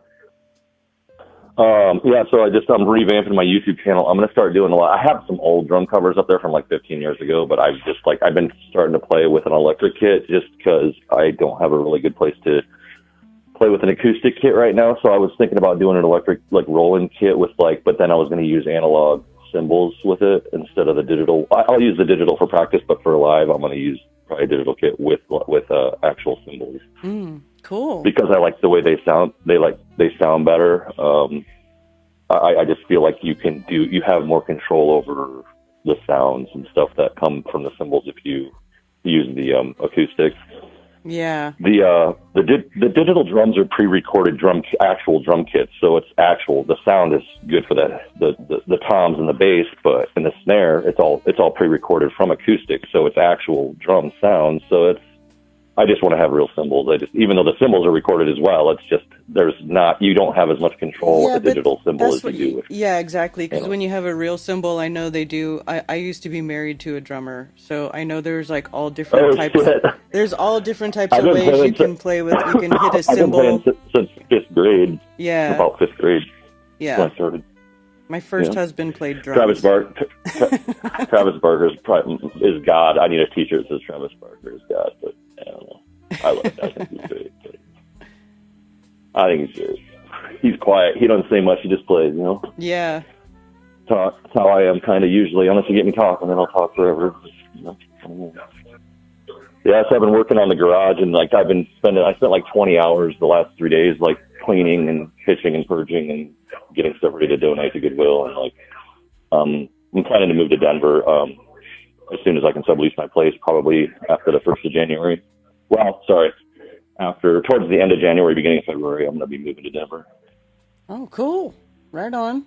Yeah, so I don't know. Does anybody do meetups at all anymore? Like, is there anything coming up, like Solar Return, like coming next spring or anything? I've never been to a meetup, and I want to go to one. Well, we're planning to do one in October here in South Carolina at the music camp. Okay. Yeah, I'll drive out. Yeah, that would be cool. I'm gonna have a whole camping setup probably. I've got a little Honda Civic hatchback. I just got that for Uber, like a hybrid. So I've got one of those hatchback tents that you can open like the hatch of your SUV or your car, and then you can attach it to the back, and so you can like have access to your entire interior cabin, but then the tent's connected on the outside. Oh, that's cool. Yeah, and then I've got like a 2,500 watt inverter I'm going to put in the car so I can have power, and I'll throw in my air fryer and so I can I have this air fryer that basically you can toast and do all the air fryer things, or use it as a microwave. Oh, wow. But it looks like a microwave. It's called the Galan, Galanz toast wave, Toastwave. It's pretty sweet. So then I can run that. I can heat up water. I can make French press coffee. I can, just with one device, I can pretty much have everything I need to make. Yeah, that's nifty. If you get like the little muffin tins, you can make like little egg bites with like cheese and like, I put cod liver. So I'll do like cod liver and then like some kind of cheese, like cheddar, or like, and then maybe some jalapenos or like green chilies. Yeah. You just like a little bit of half and half, and then just whip them up, and then just put some butter in the tin, and then you can just like use the microwave, or like at like a 60% or like 40% if you cook them real slow. You might be able to air fry those. So like little egg bites. That's like one of my new things, and I'll buy the cans of cod liver. I think it's Icelandic cod liver. I saw name. It's called Icelandic cod liver. And then you just cut that up into little bites, and then you put one in each of the cups. But it gives you like a big omega-3 boost. Because I don't get enough omega-3s. I'm trying to like balance my omega-6 to 3 profile a little more, and that's like an easy way to do it.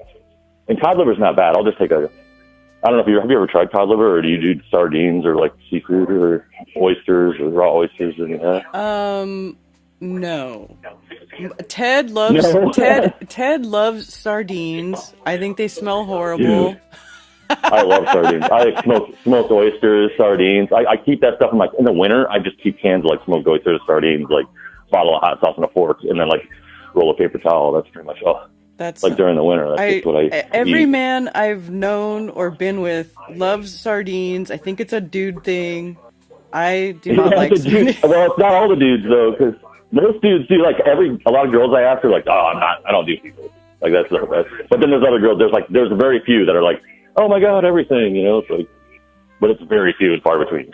Yeah. Most girls, I feel like they just don't like. As a general, since I've asked about 20 or 30, I would say probably 3 of them like seafood. I think for me, sardines are like an ingredient to add flavor to a bigger dish, but like I don't want to eat it on its own. No, here's a way to get it in your diet though. Take a can of sardines and take a can of cod liver, and then take a bunch of minced garlic and put it in a food processor and make like a pate. You got me? Yes. But put the garlic, and then put a bunch of garlic, and then put like onion powder, you know, kind of season it up, maybe a little bit of Old Bay, and make a pate with it. But then you eat it with pork rinds, because pork rinds don't have any carbs, or like celery. Or you could mix it in. Well, how I do it is I'll mix it in with like, I'll do a 3-egg omelet, and then I'll mix some of that pate in with the egg and just whip it so it's all mixed together. And then it'll be just in the egg, just real faint, but just like a tablespoon of the pate, you know, not a lot. However much you can take where you don't taste it, and then whip it in with your eggs and just make whatever kind of omelet you like. Oh my god, I can't. By the time you add all your, imagine. I'm serious. You won't. Okay, if I made this, you would not be able to tell. If I didn't tell you there was sardine, cod liver pate in an omelet I made you would not know. I guarantee you. Guaranteed. What would it just be, like garlic paste? No, it's just gonna taste like what. So this is just the base of the omelet. So just take the pate, mix it with your 3 eggs, put it in your food processor with the pate. Like, so after you make the pate, take it all out, and then clean the food processor bowl, and then put like a tablespoon or 2 of the pate in with your 3 eggs. Start it up a little bit of half and half. That'll be your, just real quick, like 10 seconds, like a little pulse, like 2 or 3 times. And then you'll use that for your base of your omelet. And then just make like a Denver omelet or whatever, like ham and cheese or whatever kind of omelet you like. You're not going to taste that pate whipped into the eggs with all your, like your Swiss and ham, or your, the Denvers. What is the Denver? Like, what is a Denver? It's like onion, ham and peppers. Yeah, ham and green peppers, yeah. Cheddar cheese. Yeah. Cheddar cheese, white onion, green pepper, ham. I think that's it. I think that's it. So then instead I of always be ham, like, using sardines and cod liver. See, I had some cod liver oil, like fermented cod liver oil, that I was taking for a yeah. while because it's supposed to be really, really, really good for you. Oh my God, that stuff tastes horrible, horrible. Just do. Here's what I do. I just take a can, or I just get a carton of bone broth or whatever you get, like a good bone broth, and just make a. So I'll just do bone broth, and then I'll put the cod liver. I just open a can of cod liver. It does not taste. I can eat cod liver. It doesn't taste like anything, like really, and it takes the flavor like tofu kind of to me. It takes the kind of the flavor of whatever it's in. Like I feel so like just do bone broth with cod liver, and then I just put like a little bit of chili crisp in it, and then that just kind of gives it the broth a little bit more of a flavor, and then I'll poach a couple eggs into that, and that'll be a meal usually, like a snack. But it's super high protein, super high fat. I do a lot of keto. I've been doing keto since October of last year, but I've been cheating a lot. Do you feel good on keto though? I like keto. Huh? I like keto type. I don't do that like strictly. I mean, I eat carbs. I make bread. No, I and don't stuff. either. I don't either. Like, so if I want to go get sushi, or if I want to, like, I allow myself at least one cheat meal a week, maybe two, like a pizza, like slice a couple slices of pizza, or just whatever. Just you gotta make it sustainable. It's not sustainable if you're just wanting to be serious and drop like 20, 30 pounds, then yeah, stick to it. But then after you can get to a maintenance period where, yeah, you can cheat like 2 or 3 times a week. It's not going to matter, like as far as like diet goes, you know what I mean? Mm-hmm. I'm just saying that overall, like doing it at least even 85 to 90% of the time, I just feel better mentally and I'm more focused. You know what I'm saying? Yeah. Recently, Ted has been going to the store on the weekends and getting himself a steak, and he just eats it raw. He didn't even cook it. He just eats it. Yeah, I'll do that with a ribeye. Yeah, I can do that with a ribeye. Oh yeah. Usually I'll just sear it really quick. I'll just sear it like real hot on a grill. Just sear it really good, so it's almost black on the outside, but the inside I'll just do blood red. You get more nutrients. Out of the meat if you cook it less. Yeah, especially I know. Beef. I agree. Yeah. Have you had goat? Do you like goat? Yeah, I do like goat. Actually, I've had Dude, goat. There's a place in Des Moines here, just like south of me, 35 miles. It's called La Baja Mexican Cantina or Cocina or something like that. These guys are straight up from Mexicali, like the part of Mexico that's still connected to California. Mm-hmm. The family, they've been there for 5 years. They make a really good goat. Is it birria? How do you say that? Birria? Yeah, birria. Mm-hmm. Yeah, they have it's the first and only place I've ever had roasted goat birria, so I go there like all the time. And is today Monday? Yeah. Yes, it is. Wait, what's today? Did you notice any weird energies like happening as Mercury exited retrograde on the 29th? Because I've been having like weird like energy vibes, like good but like powerful, like I don't know what it is. Did you have anything the last couple days? Like things were just kind of crazy. Like no, not bad crazy. I didn't even really leave the house because it was like Thanksgiving weekend, and I just stayed home and I made a ton of food and I ate a ton of food and I was kind of lazy. Yeah, totally. I made a real simple 13 by 9 like a what do you call it, corn bake kind of, what is it, like a can or a box of Jiffy cornbread mix, and then like I don't know, 2 eggs, some butter, can of cream corn, can of regular corn, can of green chilies, and then like garlic and onion powder, and then it just mix it all together and bake it, and it's just like it's like a cornbread casserole, but it's kind of like a stuffing. And the only other option I was going to do is I forgot. I wanted to, but I just couldn't get the corn. Couldn't get the stovetop. I was going to put like a box like stovetop just or 2 in there and just mix it all together. So it's like a cornbread stuffing kind of bake thing. Yeah. I couldn't. The only thing that was open was Dollar General, and I was trying to like hurry, so I didn't have time to like find it. Cammy's asking that's a good one. what your astrological sign is. Sagittarius, November 27th, same as Jimi Hendrix and Bruce Lee. Sagittarius. I think is that a water sign? I don't know. It's a fire sign. It's a fire sign. Okay, so it's opposite. Yeah. Do you have the app Time Passages? No. Download. Do you have a good astrology? Because Time Passages is free and it's awesome. If you haven't checked it out, it gives you your star chart and everything. You just got to put in your time of birth and all that. Like mine's like 3:34 a.m. or something. So I'm a night owl usually. Yeah. I kind of just nap when I can. I don't really have a set time that I sleep. I just take like little naps, like for 40 minutes to 2 hours, and just kind of go with it. Usually do that like twice a day. I probably average like 5.5. Do like a 2.5 hours. Usually 3 hours is like my prime sleeping window. If I try to do more than that or less, so I usually have to group my sleep to like 3 to 4 hours at a time, and then I just do it twice a day. Like it just whenever I'm tired, I'll just sleep. Huh.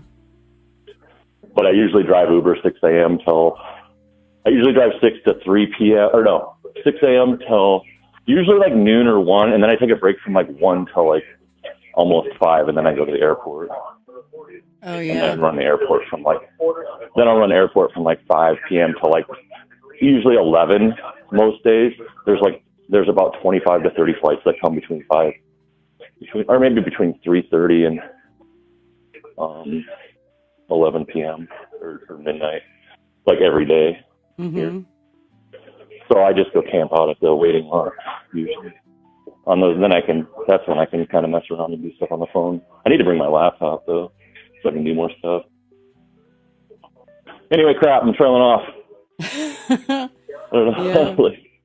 But like, yeah, no, I'm sorry I've been gone for so long. I kind of like was in a real bad funk, and I don't really care who knows this.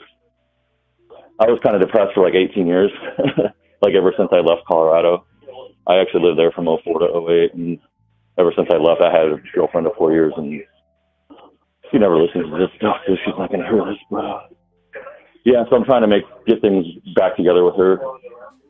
So it was like the longest relationship I had. It was also the best relationship I had on all levels, and I haven't found anything better since. So I'm kind of gonna just move. I'm just putting myself out there to be around, so she can, I don't know, get to see how I am now. Because Is she like still I said, single? most recent. Is she single? Yeah, she's been living with the dude. I know the guy. He was a high school friend of hers when we were dating, and he was a friend of mine. He's a nice guy. He's a good guy. He's a good dad. They have a 10-year-old together. They just, they get along. They're good parents, but they just don't have that spark, as far as the intimacy level goes. So he moved out like a year ago, and I was waiting for that. I said, I told her, I said, when I left in 2008, I said, this isn't like the end, like there's a chance we get back together. And she just said, whatever. And I was like, okay. And then she got with that dude, like as soon as I left town. And I left, she had my dog. I had a Shiba Inu with her. We went and got it together. Drove through like a huge snowstorm to like adopt him or whatever in Kansas from Denver. And then I almost didn't make it back. Almost ended up in the ditch a few times with him in the back. But he passed away in 2017. I still have his picture from when I got him in a little frame. And she has a little box that she made for him. But he was a cool little guy. But yeah, it's a long history. It's a long story. It's probably one of the happiest times I've ever had in my life. So I'm trying to get back to that. Not that I'm not happy now. Like ever since I started Ubering, about 4 months into that, I've been doing about 16 months, like full time, like 8, I've only taken probably 10 full days off in 15 months. Otherwise, I drive at least 5 to 6 hours a day, no matter what.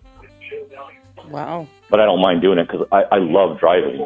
Like, it's not hard for me. So if I'm driving 10, I'll do like a lot of 9 to 11 hour days. So it's no thing for me to just leave here and drive to Denver. It's only 9.5 hours. It's not that big a deal. So it's just a day's work, Like how far is it out to, where did you say, South Carolina? Is that like 14 hours or something like that? Maybe 13? From Denver? No, from Iowa, from Des Moines. Oh. I'm near Des Moines. Des Moines, Iowa to wherever you said it was. Where is it, South Carolina? Charleston? Say Spartanburg, South Carolina. Spartanburg? So, let's see. Directions. Do you still have your website and all that? Like for all that stuff? No, my website is down right now, but when I have a new website up, I will announce it. You still gonna have the same domain? I might. Okay, it says it's like You can change. It's like a 15-hour drive. That ain't nothing. I can do that in 2 days. I could probably do that in a day, but the most I've driven in a day is 13 hours, and that's when I drove from Denver to basically Ames is where I live, Ames, Iowa, which is north of Des Moines. And then I had to stop, empty my car, repack, and then I drove to St. Paul, Minnesota, because the bets were playing. So I was just out in Colorado, like, oh gosh, was it 2 weeks ago? I was there for a week, and I just did Uber Eats while I was there. I just did Uber Eats, like, enough to pay for my hotel, so I was, I was just cool. like, I was trying to do a vacation, but I just did the Uber Eats during the day. And I'm telling you what, like Boulder and Golden, like where all these people with money are, they'll tip you really good out there. Oh, nice. You can make a lot more money putting in the same amount of time out there than I can here. So that's kind of another motivator. Yeah. Because then less time working and more time working on music. And I'm trying to get a studio set up right now. I've got some mic stands. I got 2 condensers and like 2 directional mics. I'm trying to get a 2-channel head, like an XLR. Mm-hmm. And then I'm gonna eventually get a I just ordered some foam board to make a vocal booth. So my buddy, he does a lot of hip hop R&B. So I'm gonna try and set up somewhere he can record, and then I want to do some acoustic. I suck at guitar, but I'm good at rhythm guitar, but I'm not a lead guitarist, Mm-hmm. Like one of those. Yeah. Well, like I said, a lot of this stuff fell by the wayside when I was super depressed. I didn't realize my last job, or IT, the last 10, 11 years I was doing like call center help desk, where you remote into people's computers, like end user support, Mm-hmm. And they're like, oh, my mouse doesn't work, my printer's broken, my internet's slow, that kind of crap. Mm-hmm. That will suck your soul. Have you ever worked at a call center? No. Okay, don't ever do it. Just don't. I probably won't. Just don't. Stick with putting tannerite in globes and blowing them up. That's the key to true happiness, I think. I wish that was more lucrative. I wish that was something you could just do. You should just do that every 4th of July or something. You know what I mean? I don't know. Yeah. Purchasing tannerite is slightly frowned upon in the United States. You got to go to the dark web for it. Make sure you got a VPN. I got my Proton. I just got Proton. They had a Black Friday special on Proton. I got it for like free for a year. Oh, nice. I got all the extras with it. Nice. Yeah, so I got email. I got email. I got the like online hard drive storage. It does an automatic sync of your system files. So I'm getting ready to load Ubuntu Studio. Have you heard of Ubuntu Studio? Mm-mm. It's a flavor of Linux. Just go Google Ubuntu Studio. So I was asking Claude. I use Claude as my AI search. CLAUDE .ai. It's one of my favorites. I'm going to probably pay for that one eventually. But look up Ubuntu Studio, especially if you do any video editing, and I know you do, like recording or any kind of that. Mm-hmm. It has everything, like Photoshop type stuff. It's all built in. It's all free.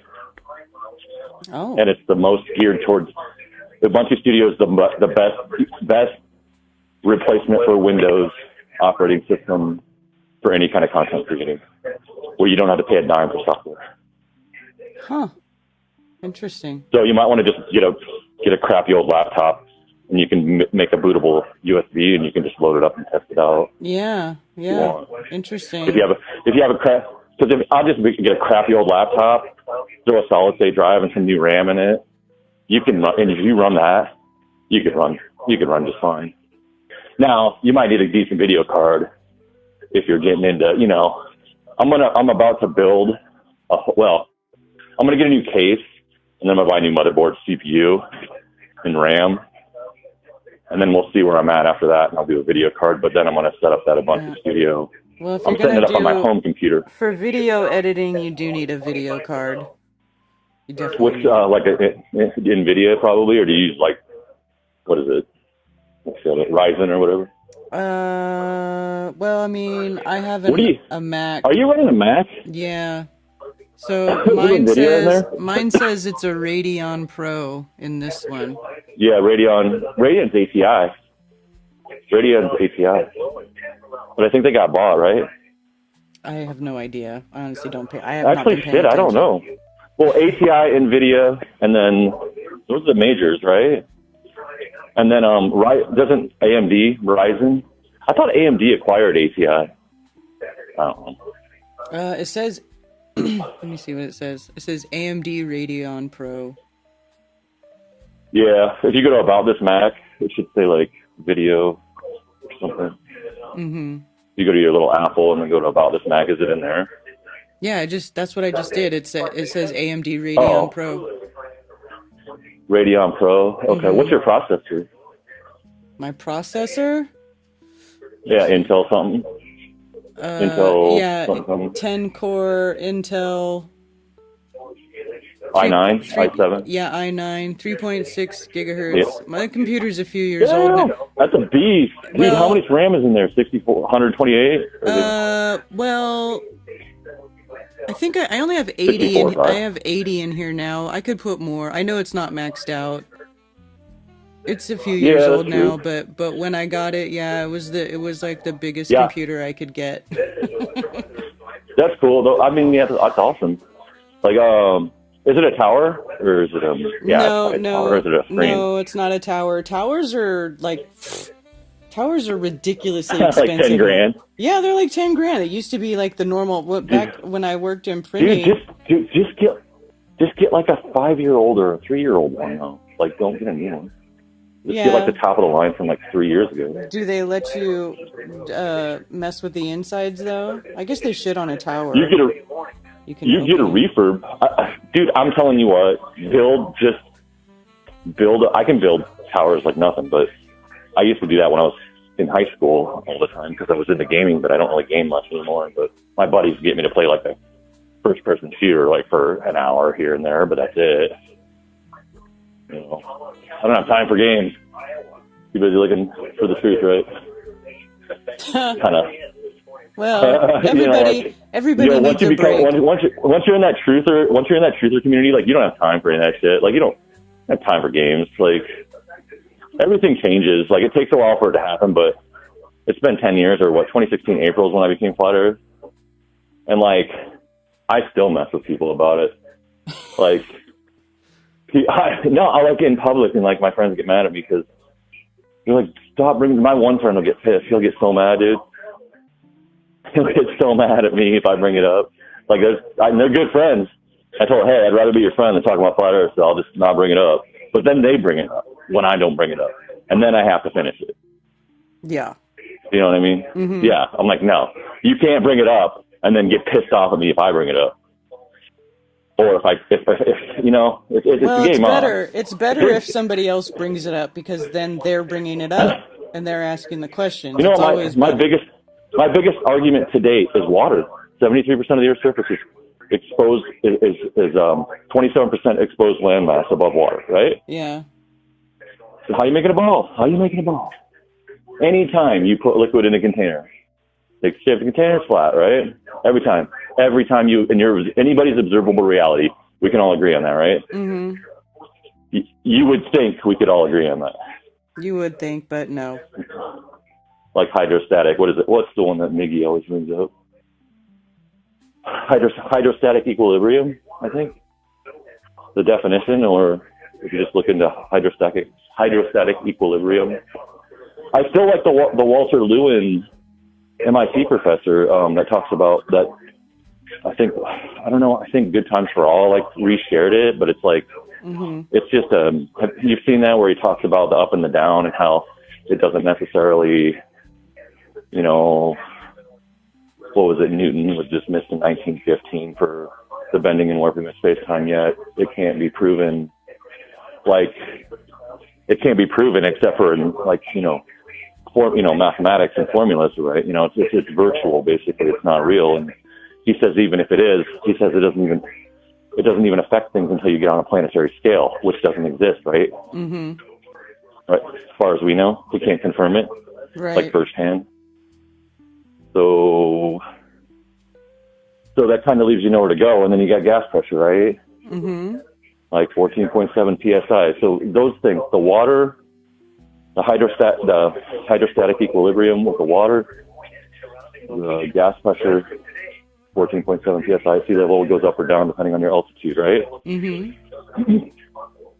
So I don't know those things. And then the video with Walter Lewin, the MIT professor, like, if I could put one little thing into a package, it'd be those three things.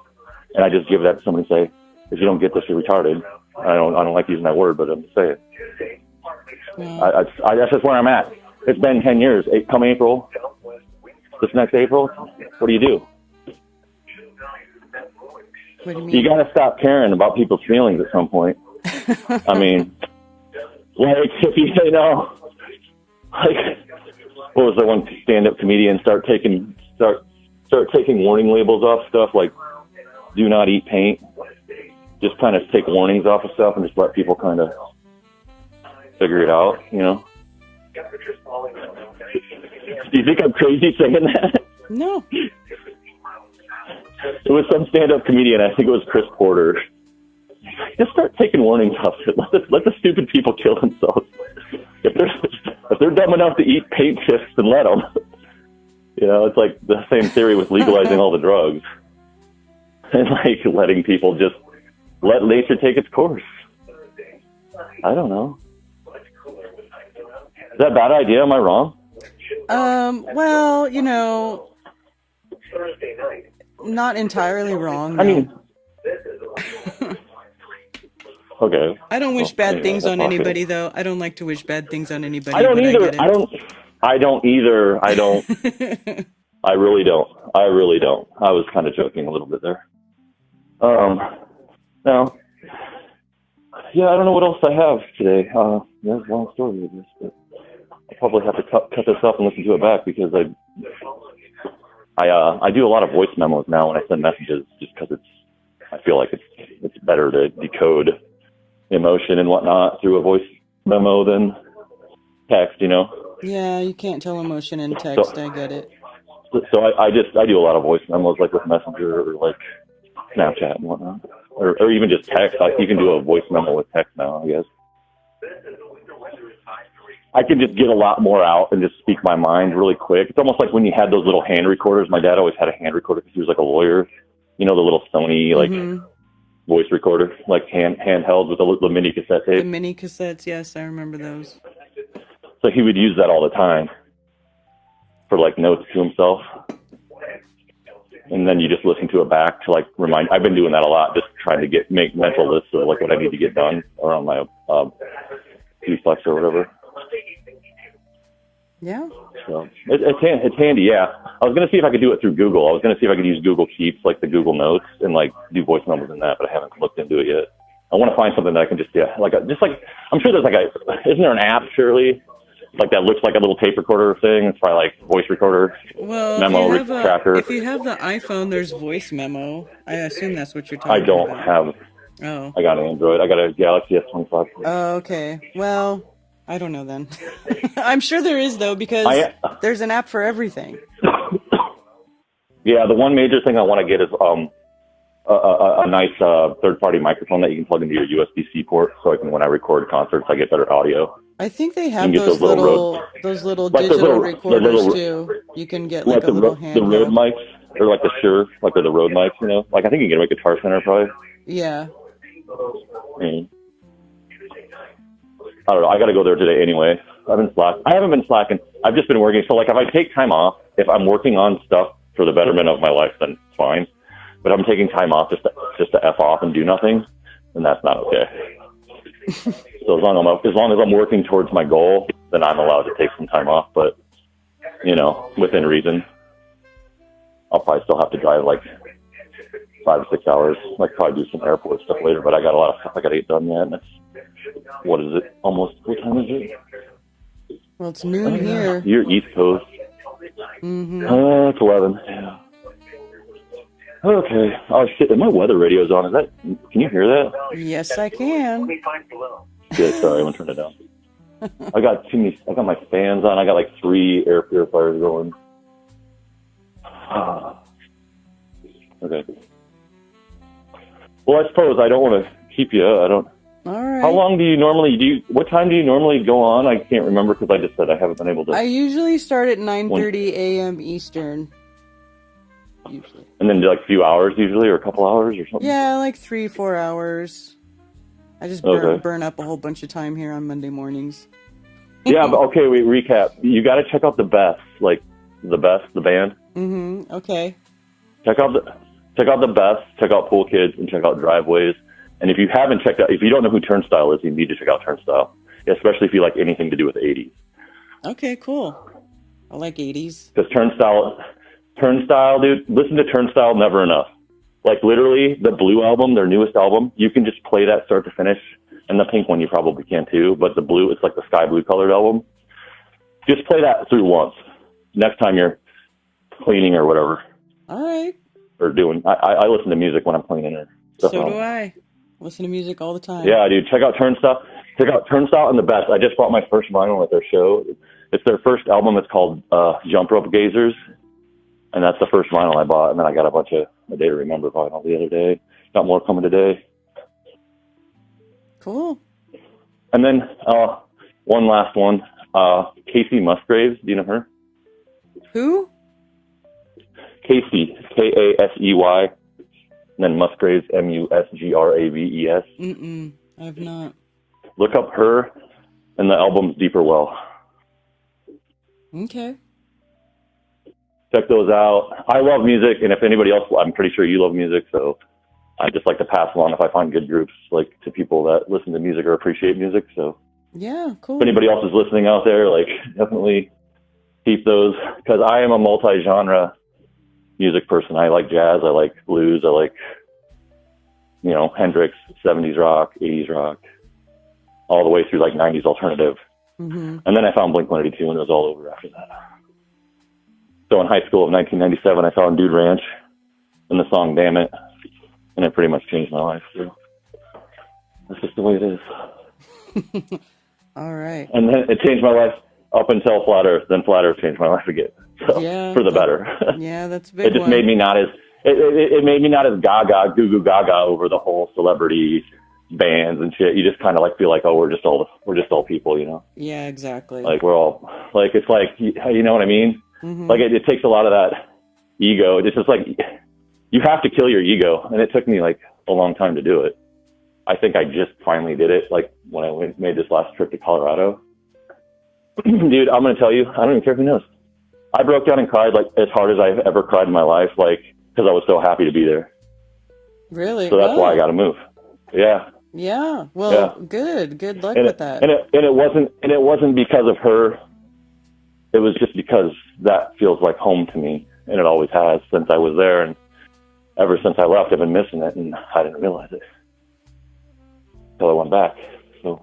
Well, I'm glad to hear that you're on the upswing and you have goals. Yeah, I'm doing good. I'm being healthy. I'm minimizing the crutches, you can call them, keeping the crutches at bay. Mm-hmm. As far as the alcohol and all the other stuff that just distracts you from getting your stuff done. Mm-hmm. I try to keep it to a very minimum now, because if it's making me less functional, or you know, not as good of a person that it needs to go or needs to be.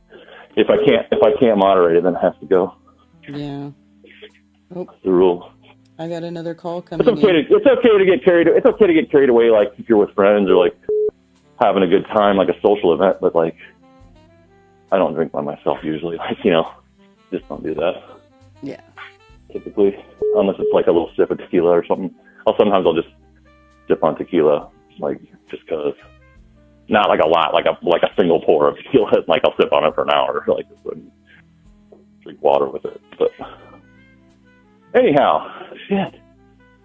Somebody tried to call me, and I don't know who it was because I don't know where my phone is, because it's I'm on my Bluetooth headset, and I set my phone down. I don't know where it is now. Yeah, I got other people trying to call too. All right, yeah, okay. Sorry for, but yeah, I don't know. You're probably one of the most comfortable people I feel talking to in the community still. So, I want to trust with it, but I haven't talked to him. I haven't checked up on him in a while. I looked at his channel. Yeah, I don't know what's up, but Witsit's going through a lot these days, so he's not in the public eye so much. He's got personal stuff he's got to take care of, but he's still a good dude. Yeah. I think he's a good dude, though. I think he's genuine. For sure. Because Karen, if he's not, he's one of the best plants ever. I know, right? And if you're not, you're one of the best plants ever. Yeah, I'm definitely not a plant. Yeah. I don't feel like you are. No, I wouldn't say that. I wouldn't say that at all. No, I still like Dave too. I know. I had to pull away for like 6 months. Yeah, well, you know, it's good to pull away and take care of yourself and get yourself back together, and that's good. Yeah, that's the idea. Try to get the best version of myself ready, and then present that to the world, not like a half-broke Joe, you know? Yeah, and maybe you can rekindle your relationship with that girl and be happy. Yeah, and I told her, I said, you know what, I'm not moving out here because of you. I'm moving out here to put myself in a place that I love. Oh, coincidentally, I'll happen to be around you. We can meet up and do dinner or whatever, and like try and take things super ass slow. It's like, oh, I'm not even trying to go, you know. Right, that's good. Oh, the physical stuff. I said the physical part of things, that's easy. We don't even have to address that. It's like, let's just be friends, like for now, like, but know that I like you, like, and want to be with you, like, you know what I mean, like putting that out. That's what I told her. So anyway, okay. All right. I've like completely Joe's confessional has come to an end. Now the whole internet knows my personal business. But they're watching anyway, right? So it doesn't matter. Yeah. Yep. Anybody that wants to know this would have found out anyway. All right. But if they've got too much time on their hands to be caring about my life situation and my ex-girlfriend, then, you know, more power to them, I guess. I don't think anybody's worried about it. I don't think so either. Okay. Well, I'll talk to you later, and I'll try and thank you for showing me the YouTube tricks, so now I can listen to you as I'm driving Uber all the time, so that's awesome. Sweet. You're welcome. All right. I'll be in touch. I'll try to jump in chat when I can, but if I'm driving, unless I'm sitting, I won't be able to. Right. Don't chat and drive. Don't chat and drive. Hey, that lane keep assist on my car works great, though. You can lock onto the painted lines as long as the lines don't, you know, it keeps you in the lines. Oh. You know what I'm saying? Mm-hmm. So you won't accidentally, if you are trying to just maybe throw a quick text message, like you're not going to just drive into somebody. So it's called LKS. Look for LKS. Lane keep assist. Okay. Yep. All right. I don't know. Thanks for the YouTube hack. Well, what is it? How do we say bye? High five or what is? Well, peace out. Take it easy. Have a good one. I'll talk to you next time. All right, sounds good. Cheers. All right, later. Yep.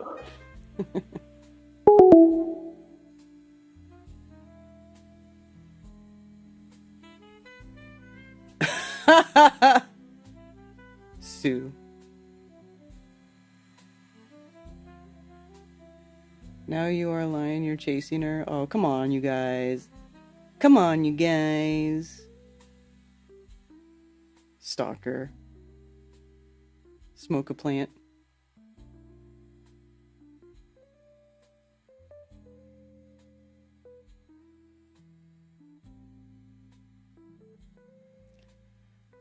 All right, well, the phones are open now. Did you just try calling, Rose? Is that you, 850 or 9? Who's 905? Thank you for calling Coffee Talk. You're on with Karen B. Hello. Hello. Oh, there we go. I can hear you now. Yes. How's it going, Karen? Good. How are you? I'm doing fantastic, which is a lie, but it's fantastic. Okay, what's up? What's on your mind? Just want to say hi, because I love you. Ted, go away. I love you. Ginger, Um, now, come on. yeah, I know. I'm sorry. I'm just being an asshole. So last week, you had this board open, and it said Sham Wow Guy is running for Congress in Texas. And I don't know if you covered that, but if you didn't, that would be hilarious. No, I missed that. Yeah, Running for what? Vince Offer, I think. He's running for Congress in Texas. And if you can find that story, I would love to hear it. And I'm going to get off the phone as quickly as possible because, Alrighty. yes, the story, I just saw it and I had to walk out and I didn't catch the whole show. But, yeah, so anyway. Hilarious. I do truly love you, but not in a creepy way. Okay, well, thank you. That's very nice. I appreciate that. All right, I'll talk to you later. All right, bye. Bye. Come on, Rose, you want me to call you back? Somebody, wait, 850. I thought I saw an 818 number.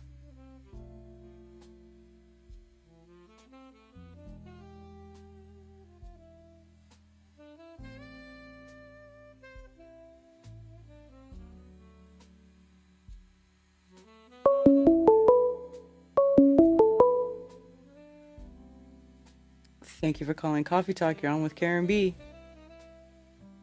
Hello, Karen. Ah, there she is. Hello, Rose. I, too, love you very much, but not in a creepy way. I love you, too. And I love you in a very creepy way. I love you in a creepy way. Really love you. Really.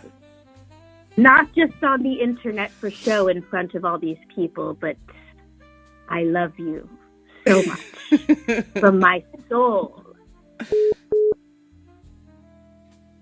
And I believe that you were supposed to come into my life, Karen, because you are so special, and I appreciate you so much.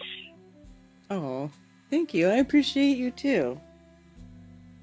Even separately from Flat Earth. That brought me to the idea of, in 2020, I remember saying all the time, you can't be in a relationship with a globie. I think I said that so many times and I really believed it. Now, 5 years later, you know how we were always talking about before, like we should do a matchmaking company to help flat earthers find each other. Mm-hmm. But this kind of goes along with our conversation of just because you know the earth is flat doesn't mean you're a good person or a smart person. Like, this is what we've realized over the past 5 years. It was so cool that we all bonded over recognizing the fraud 5 years ago. But then over time, you realize that people, you know, one doesn't equal the other. So it got me thinking, maybe now, 5 years later, with the new, I don't know if it's like astrology or just social engineering or people just putting up with life as it is, that maybe cosmology isn't the most important factor and people could learn, like people can be interested in different things and have different beliefs and maybe still fall in love, because that's what's happening with like my dad and my stepmom. That's an example of it working, where they don't share the same beliefs, but they still love each other because they agree about parenting. That's the one thing that you really need to agree about if you're going to be parents. But what's your take on that, between your perception of that from 2020 and now 2025? Yeah, I don't think that it's a deal breaker anymore, as long as the two people can get past it, you know?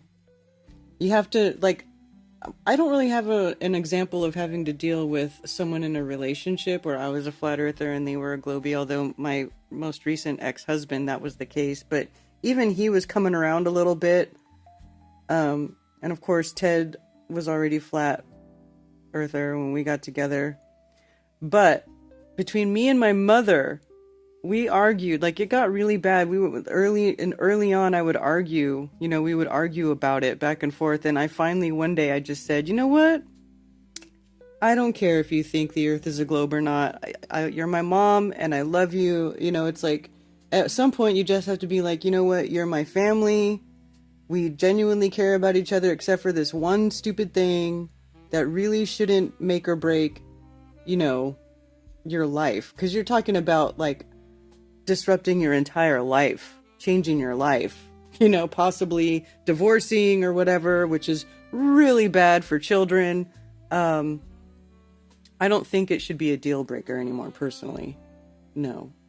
As long as the two are okay with each other having those beliefs, you know what I'm saying? You have to accept, as the two people are willing to accept each other, with all that stuff included, then you can work it out. Right? What do you think? Yeah. So we're kind of the same, like in 2020, because it was like, oh my gosh, we have to fight tyranny together. It's like us against them, and stupid people are dangerous. But now it's more like, no, it doesn't have to be a deal breaker because of pheromones and chemistry and that kind of metaphysical aspect of love, that if it's a good match, but that one thing isn't there, then on a case-by-case basis, people should use their discernment. So I just wanted to modify and update my official stance on that, because I want people to find each other. I want people to be happy. And as time goes by, it's really important for people to, find someone that they can live their life with. Oh, my phone's at 2%. But so, yeah, that's my official update on that matter. I agree completely. Cool. Well, maybe we should do a matchmaking company now, because we just opened up the gene pool, Karen. Now we could actually try and get enough people. Like, globies allowed, but we have to still vet them and make sure they're not bad people, because just like not every flat earther is a good person, not every globie is. So true that. People who join who are flat earthers are like, okay, well, these are still hand-picked people that aren't like completely, right, poking themselves with sharp objects with poison.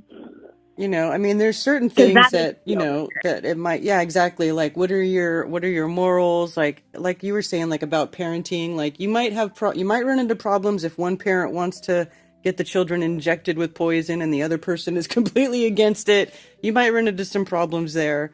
But there's a lot of people who are smart about most things, even though they still think Earth is a ball. So it'll be fine. Yeah. Okay. My phone's at 1% and I want to be able to say goodbye. But the exciting thing that's happening today is I think I'm buying a wheelchair van and then taking it to the shop to get hand controls installed. So nice. I've been lazy about making that happen for like 10 years since I moved to Louisiana. And then I have to go get my eyes checked and get my driver's license changed from California to Louisiana. And then I'll be sending you like a cute video of me driving it. Awesome. I'm so happy to hear that. All right. I love you. All right. I love you too. In a totally creepy way. Bye. Bye. Oh, it's so funny.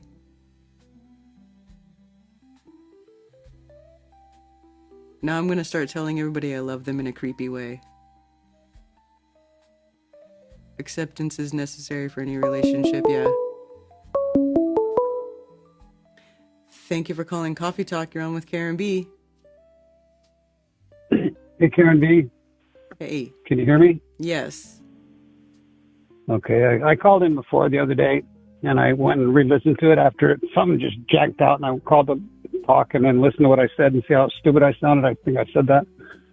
Anyway, then it took a day or two to find your show again, and then I went and listened, and I got to apologize. I sound like an ass. I think there was a delay, and I kept cutting you off, and I didn't mean to, but I don't know about this delay stuff, and maybe I am an ass. I don't know. But I didn't mean to be.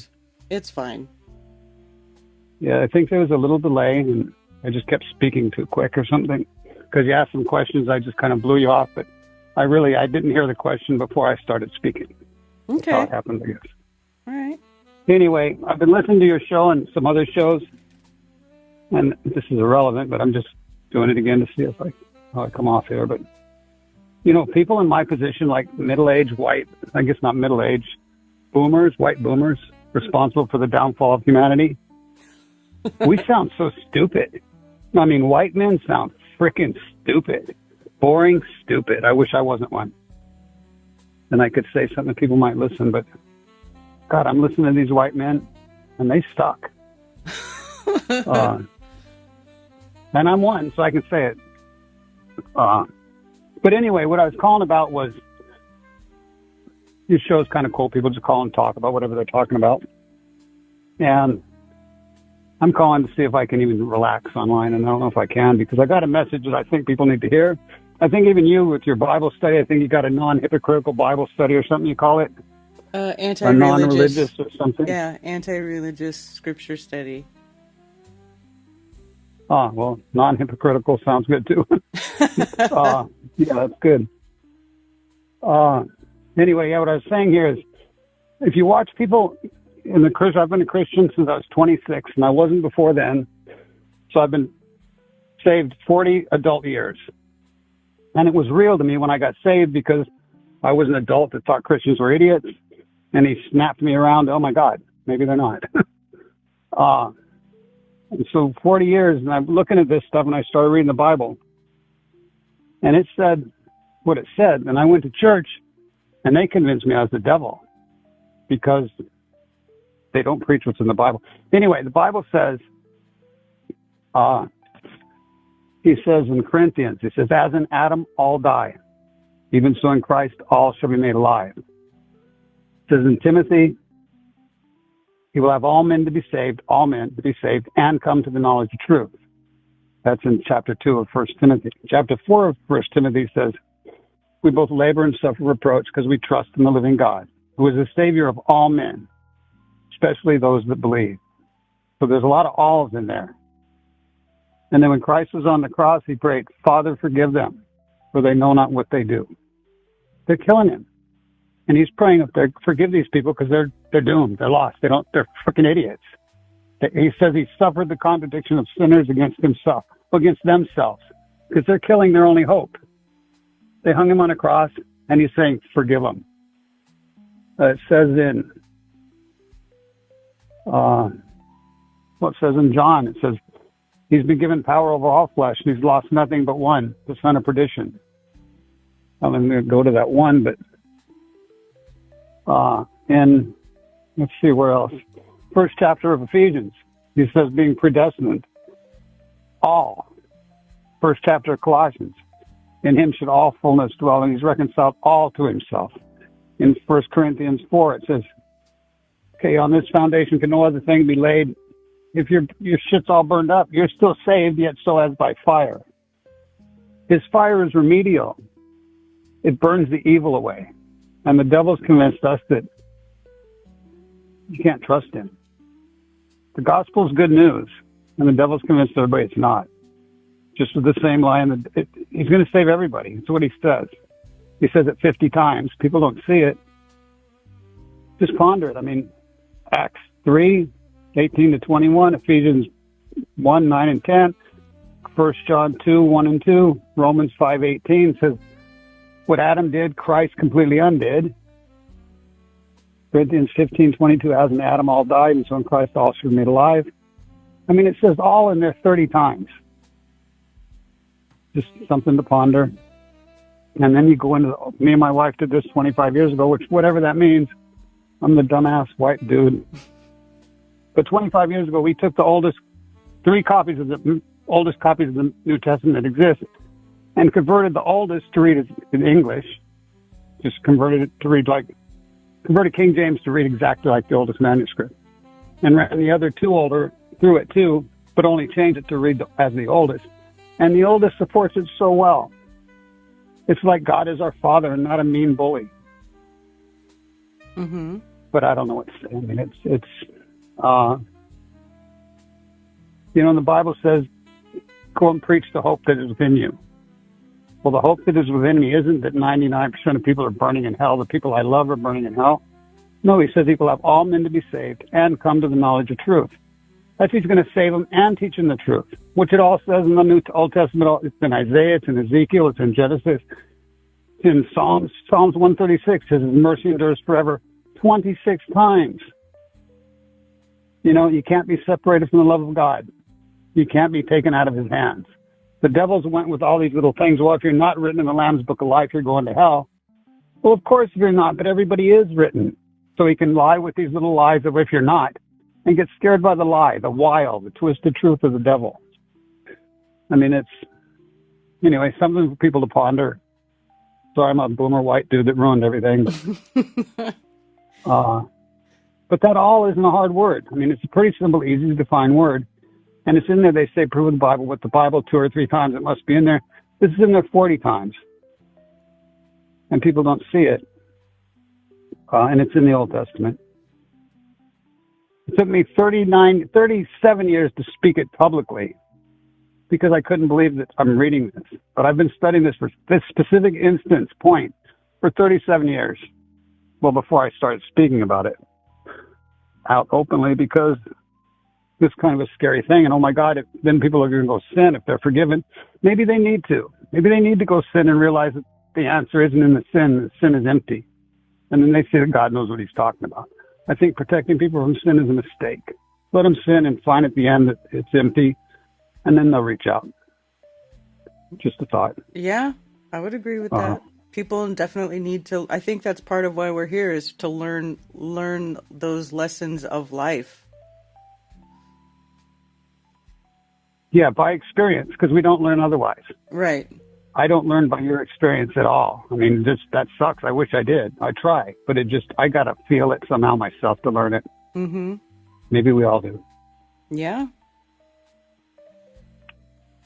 Absolutely. Let me read this one little thing in the Septuagint. It's only like 6 verses, but it's awesome.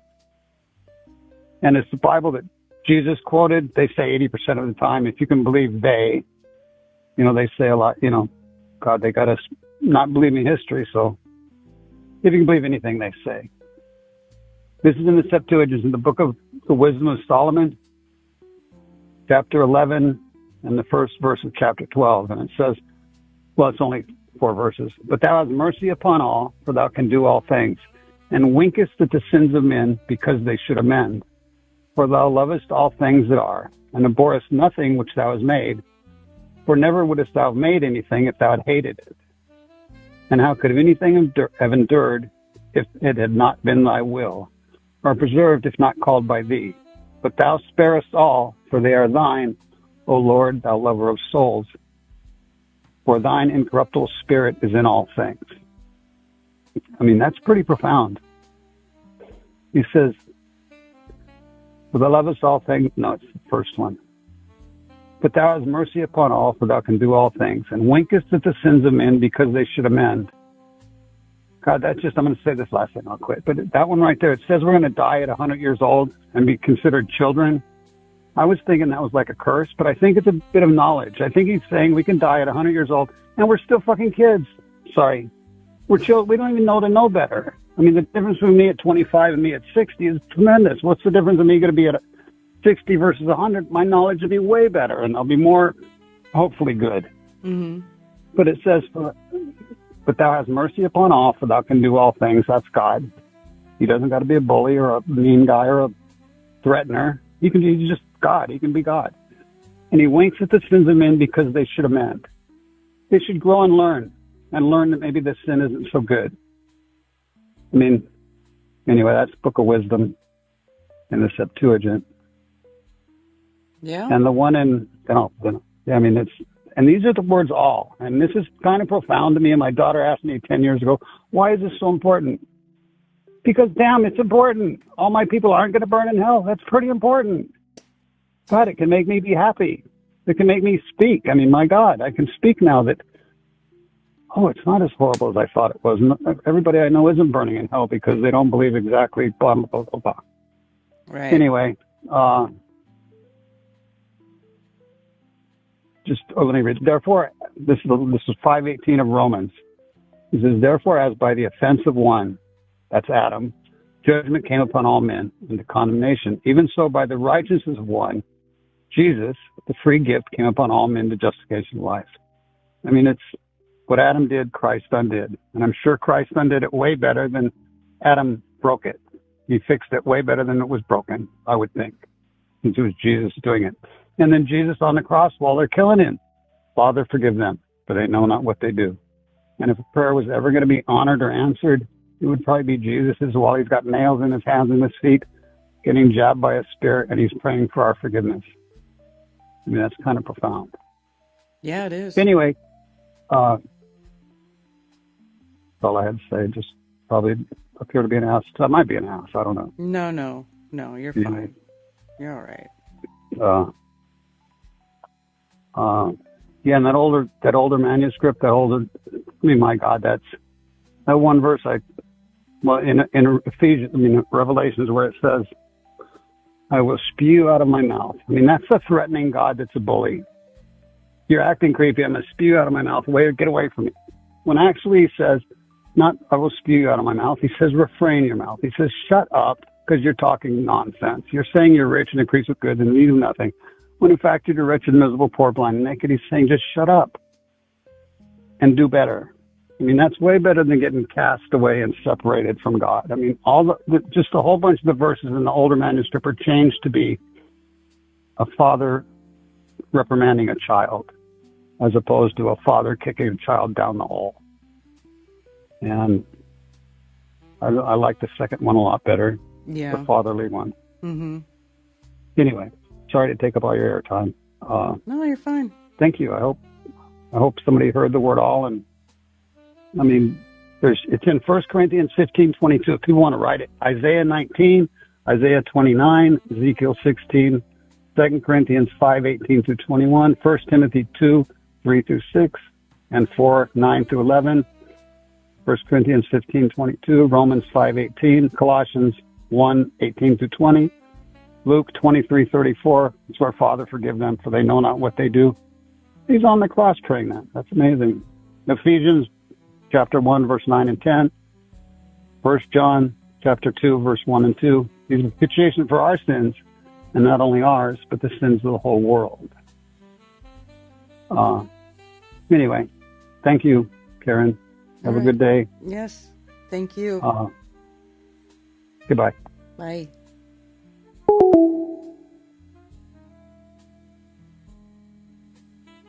That was a nice message, if you ask me.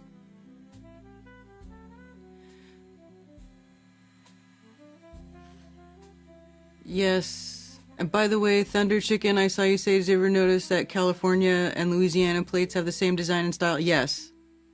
Yes, I did notice that because I saw a Louisiana plate and I thought it was a California plate. And I'm like, wait, that says Louisiana, not California. So yes, I noticed that. Although you would have to have seen both. You know, I don't know how many people seen both those plates or are familiar with both of those plates, but it's the truth. Yeah. Hello, True Earth Whisperer.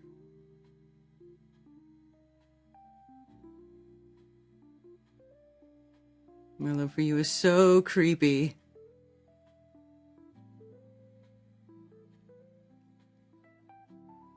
This is the guy I wanted to know if he was in Quartzsite.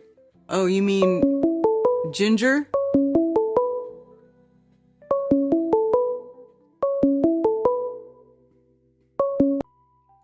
Thank you for calling Coffee Talk. You're on with Karen B. Hello, Miss Karen. How are you? I'm doing good. How are you? Pretty good. I had to call after that old white fella that just was on the phone. Uh-huh. Because I'm an old white fella, and we don't suck. Yeah, I would agree in general. Old white dudes do not suck. In fact, old white fellas built this country. My dad was an old white fella, and my grandfather was an old white fella.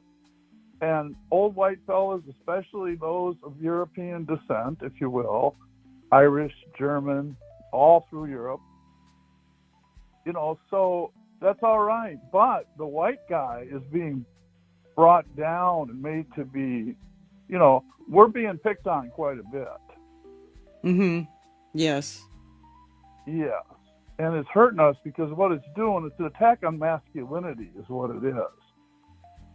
Yeah. And that's too bad because we need masculinity.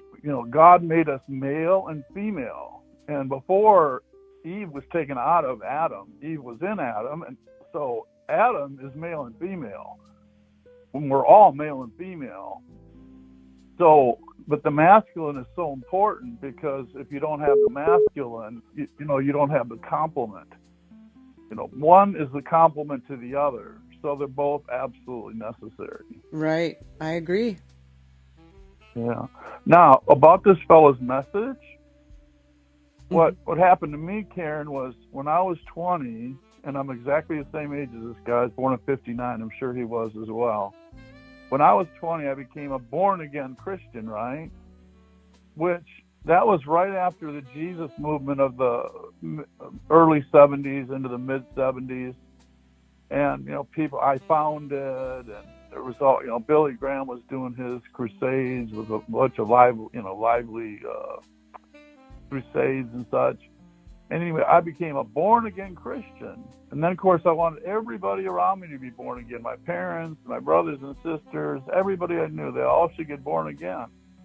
And why? Why was I so concerned that they all get born again?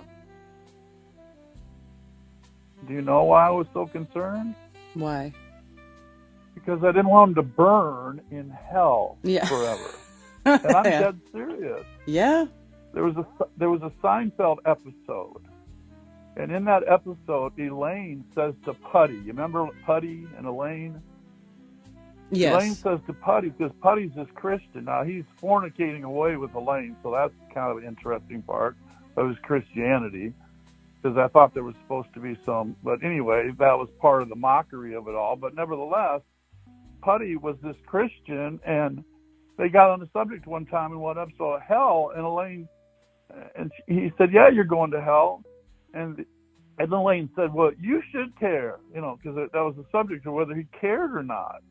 Well, any Christian who claims that people are going to hell, that they're not aggressively, almost every day with a placard over their body standing on a street corner trying to rescue people from this burning, is a hypocrite.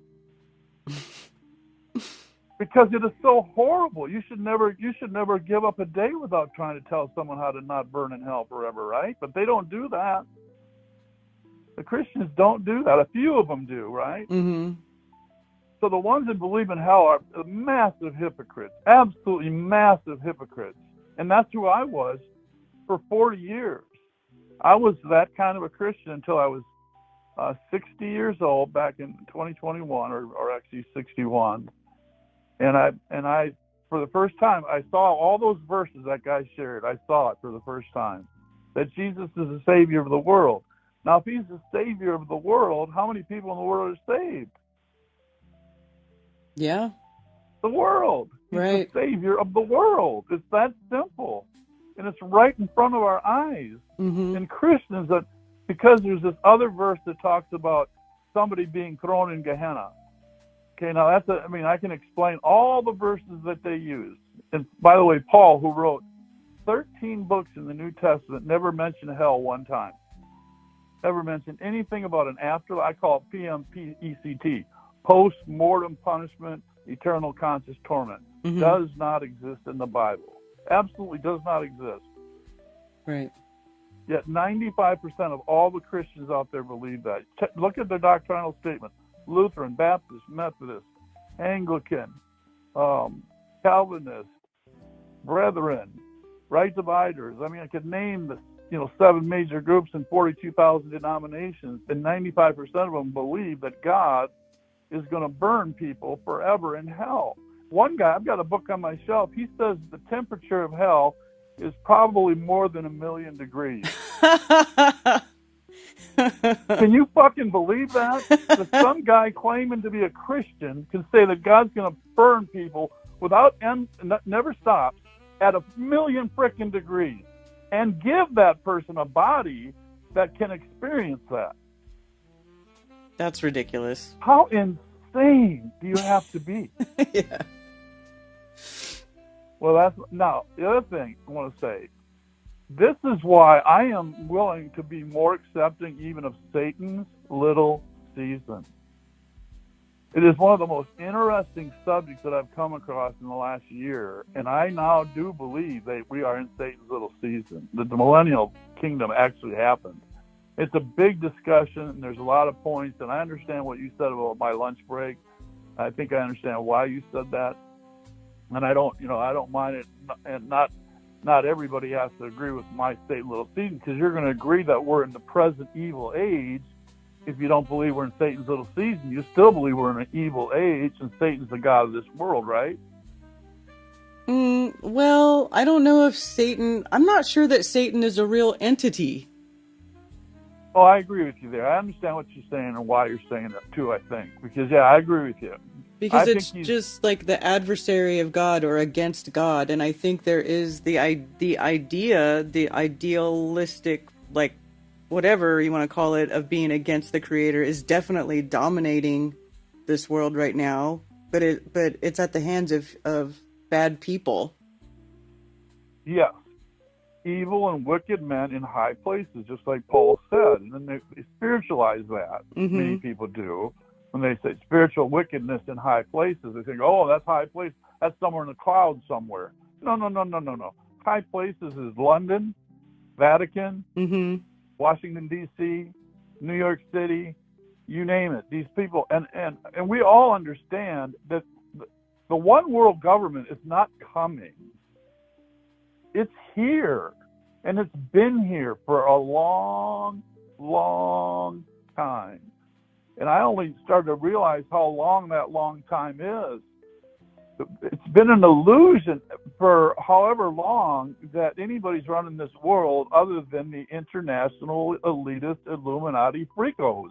You know, whoever they are exactly, we don't know. But they're certainly not Donald Trump. He's a puppet on a string. Mm-hmm. He's an absolute clown. He's not running anything. Right. And but the thing is that we can talk about this in a moment, and there's so many balls to keep your eyes on that we're juggling, you know, that's the problem. We can look at the ball, but we can't keep our eye on all the balls all the time. And that's why even us that are in the truth movement understand a lot of truth, we can get a little whacked out in our minds too, because we forget certain things. Like even talking about Candace and Charlie and all that stuff. We all know it's all a show. It's all a lie. There's nothing true about that. Like I said in the chat there, Charlie and Jeffrey Epstein are probably sipping cocktails together in that little island just south of Greenland that somehow got wiped off the map, you know, along with what happened in the North. You know that the North is a total mystery. Why did they block off the North? Yeah, I don't know. It is because weird. Jesus in the camp of the saints is up there. Now I know it sounds crazy and wild, but I think it might actually be true. Remember how God hid the armies of Pharaoh from the children of Israel with clouds of fire and clouds in the daytime? Mm-hmm. They couldn't even see him. They hid him. God can hide the camp of the saints right on earth in the sides of the north. They can be totally hidden from us, and we wouldn't know. Yeah, could be. You're right. So, but anyway, that's just that. But I wanted to call in to say kudos to that fella for talking about the salvation of all. The gospel is so wonderful because we're all going to have a wonderful forever with each other.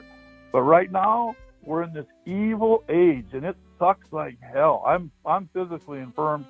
I won't go into my physical, but I've got really severe neuropathy. I got it all through my body, and then the other suffering that I see in life, just watching what people go through it, and just like, even the criminal activity. When I find some guy murdered his family and stuff, what kind of pain do you have to be in to murder your family? Just all this shit that happens to people.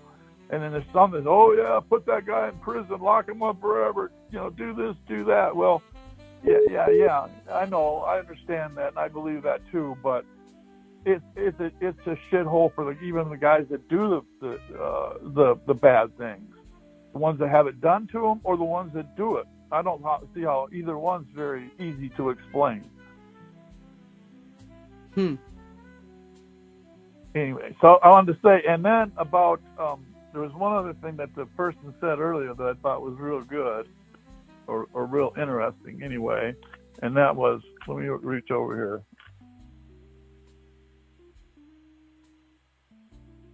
Oh, let's see. Oh gosh. Oh well, it don't matter. So anyway, thanks for letting me speak my little piece there, and thanks to that other fella that called in. And so we got two of us voting for salvation of all this morning. And as far as Satan's little season, if we're in Satan's little season, the next thing that's going to happen is all the nations are going to be gathered to go against Gog and Magog in the sides of the north. And, you know, we've seen all these movies that somehow forecast the future, and they've had ships that, you know, hover over the earth, and they come.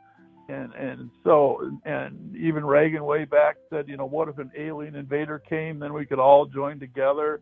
And so they've been setting us up for that. And I think that's what's next, is there's going to be a we might call it a false flag, but some sort of alien invasion nonsense. And that's where the armies of mankind will go against something in the north, and that's when I think the end will be, if Satan's little season theory is correct. Otherwise, we're waiting for the rapture, like some people believe, right? One of these days we're going to zip out of here, and then a 7-year tribulation is going to ensue, and then at the end of that, then there's going to be the 1,000-year reign, and then after that, the great white throne judgment, and then after that, the new heaven and the new earth.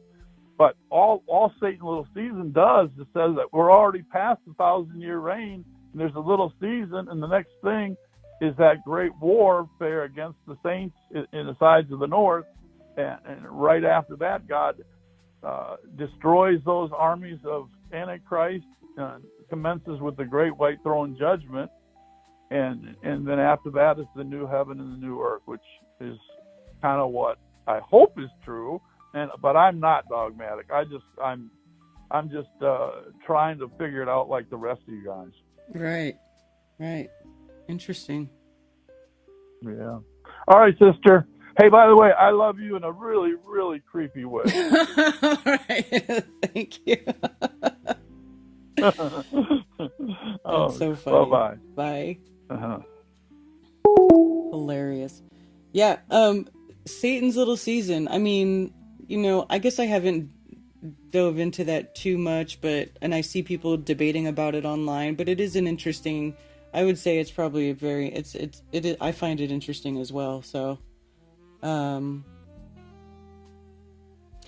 just don't think that, you know, these cheesy YouTubers have it figured out. I would just be very skeptical of that. Thank you for calling Coffee Talk. You're on with Karen B. Hello? Hello? Hello. I got a random question for you, Karen. What's that? So, reincarnation, blah, blah, blah, BS, whatever. But if you could choose to be any animal, what would you be?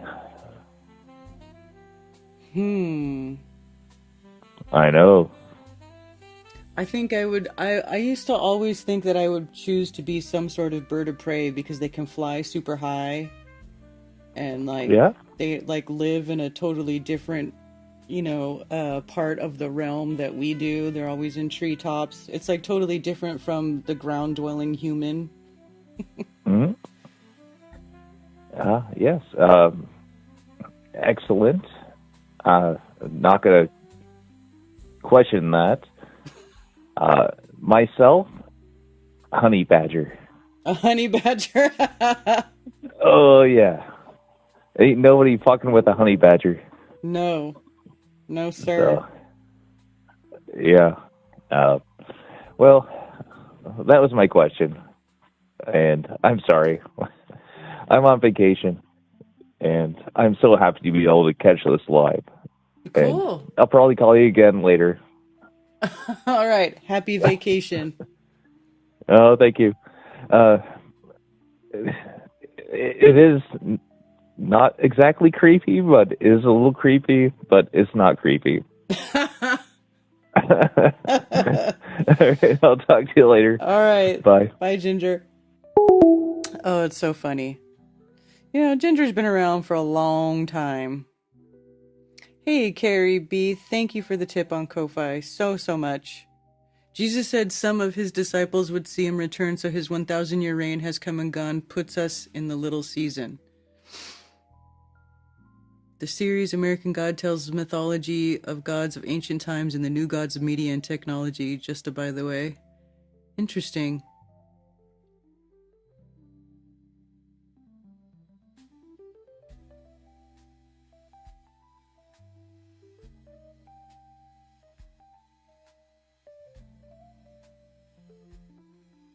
Nothing in the grocery store is food, pretty much all GMO. Dude, Bill Will, you're not kidding. Ted and I, actually this Thanksgiving when I was shopping, because remember the Monday before, I think it was Accidental Alchemist brought up the pumpkin cheesecake with the ginger snap crust, right? So I buy some ginger snap cookies. Hold on. Thank you for calling Coffee Talk, and you're on with Karen B. Hey, Karen. I love you. No hetero though. And I love Ted and no homo. Oh, that's awesome. Okay, so I got a quick cooking tip for you. You were talking about making homemade macaroni and cheese. Next time you do it, you've got to get some fresh nutmegs. They look like little acorns, and you use a cheese grater. And grate that in there. Fresh nutmeg changes everything. Really? Ooh, that sounds good. Yeah, it's really good. All right. And then it's weird that everyone's talking about Satan's little season today, because I've been looking into that for the past few weeks. I heard about it, what everyone else did a few years ago, and didn't really look into it. But it is kind of interesting if you take all the retarded shit that they mix in with it out of the equation. Mm-hmm. You know, the Tartarian crap. Mm-hmm. And if nothing else, it made me look at the actual timeline of prophecy in Revelation. And it's weird. Christians just never talk about the last part of the prophecy in Revelation. They just leave it out. I don't know why.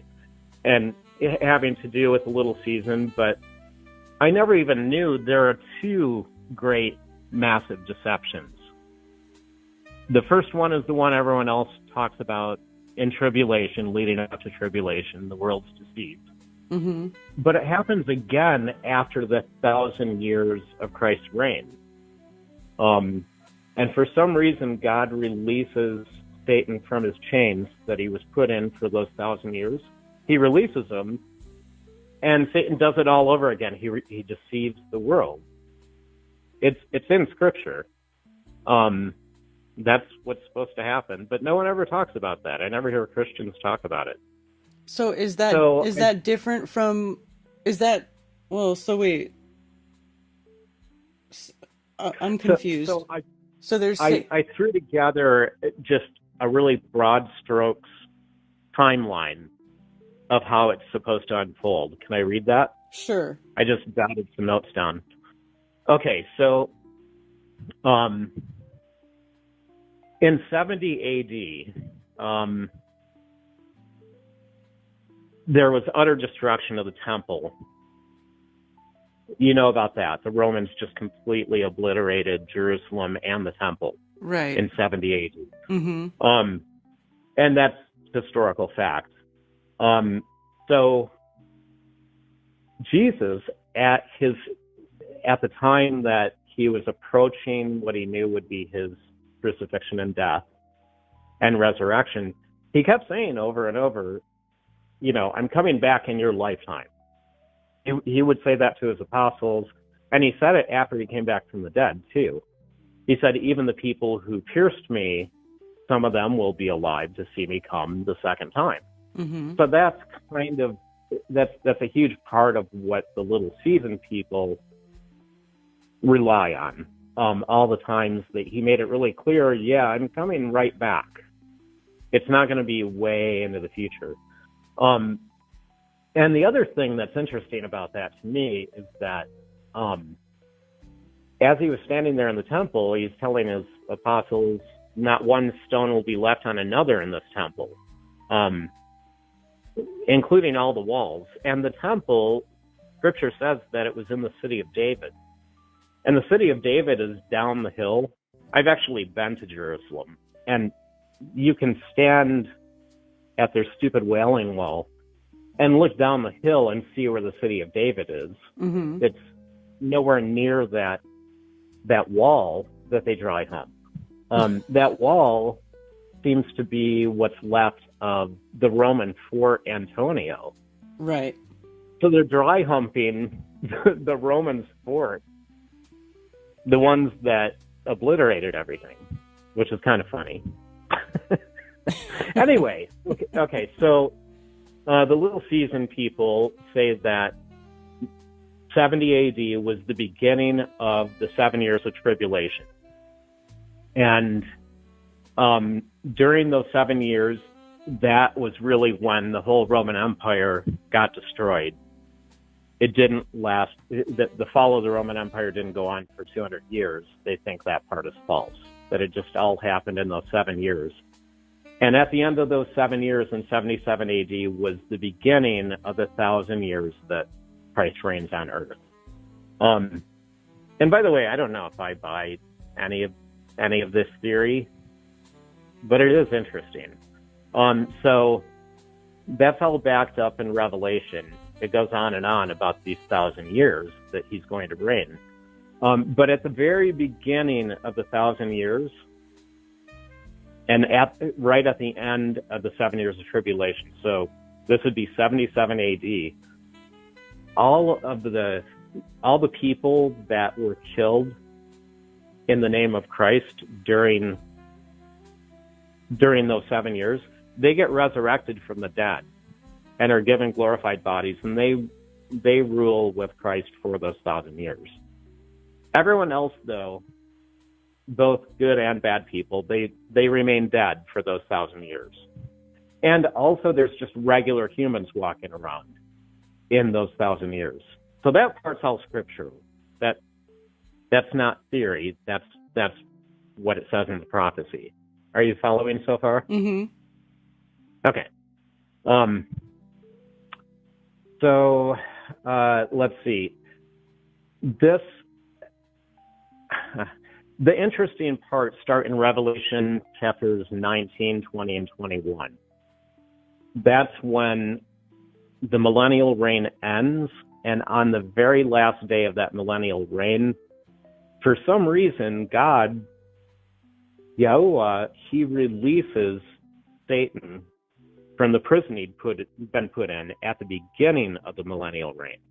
So he's in chains for those 1,000 years. So people don't really have to worry about being deceived on the earth, and it's a nice, peaceful time.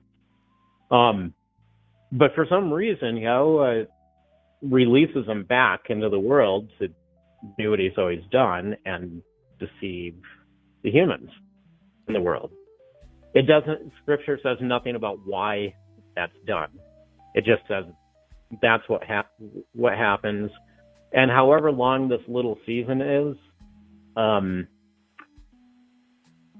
it doesn't really say where Christ goes physically. It doesn't go into that. It just says that there's a second massive deception during Satan's little season on earth of all the people.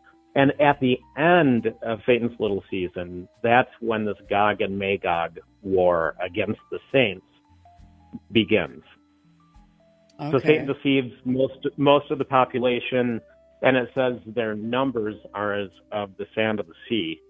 So imagine like billions of people on earth all being talked into going and making war on what Scripture calls the camp of the saints. So those same saints that came back in their glorified body, there's supposed to be some physical place on earth that they are.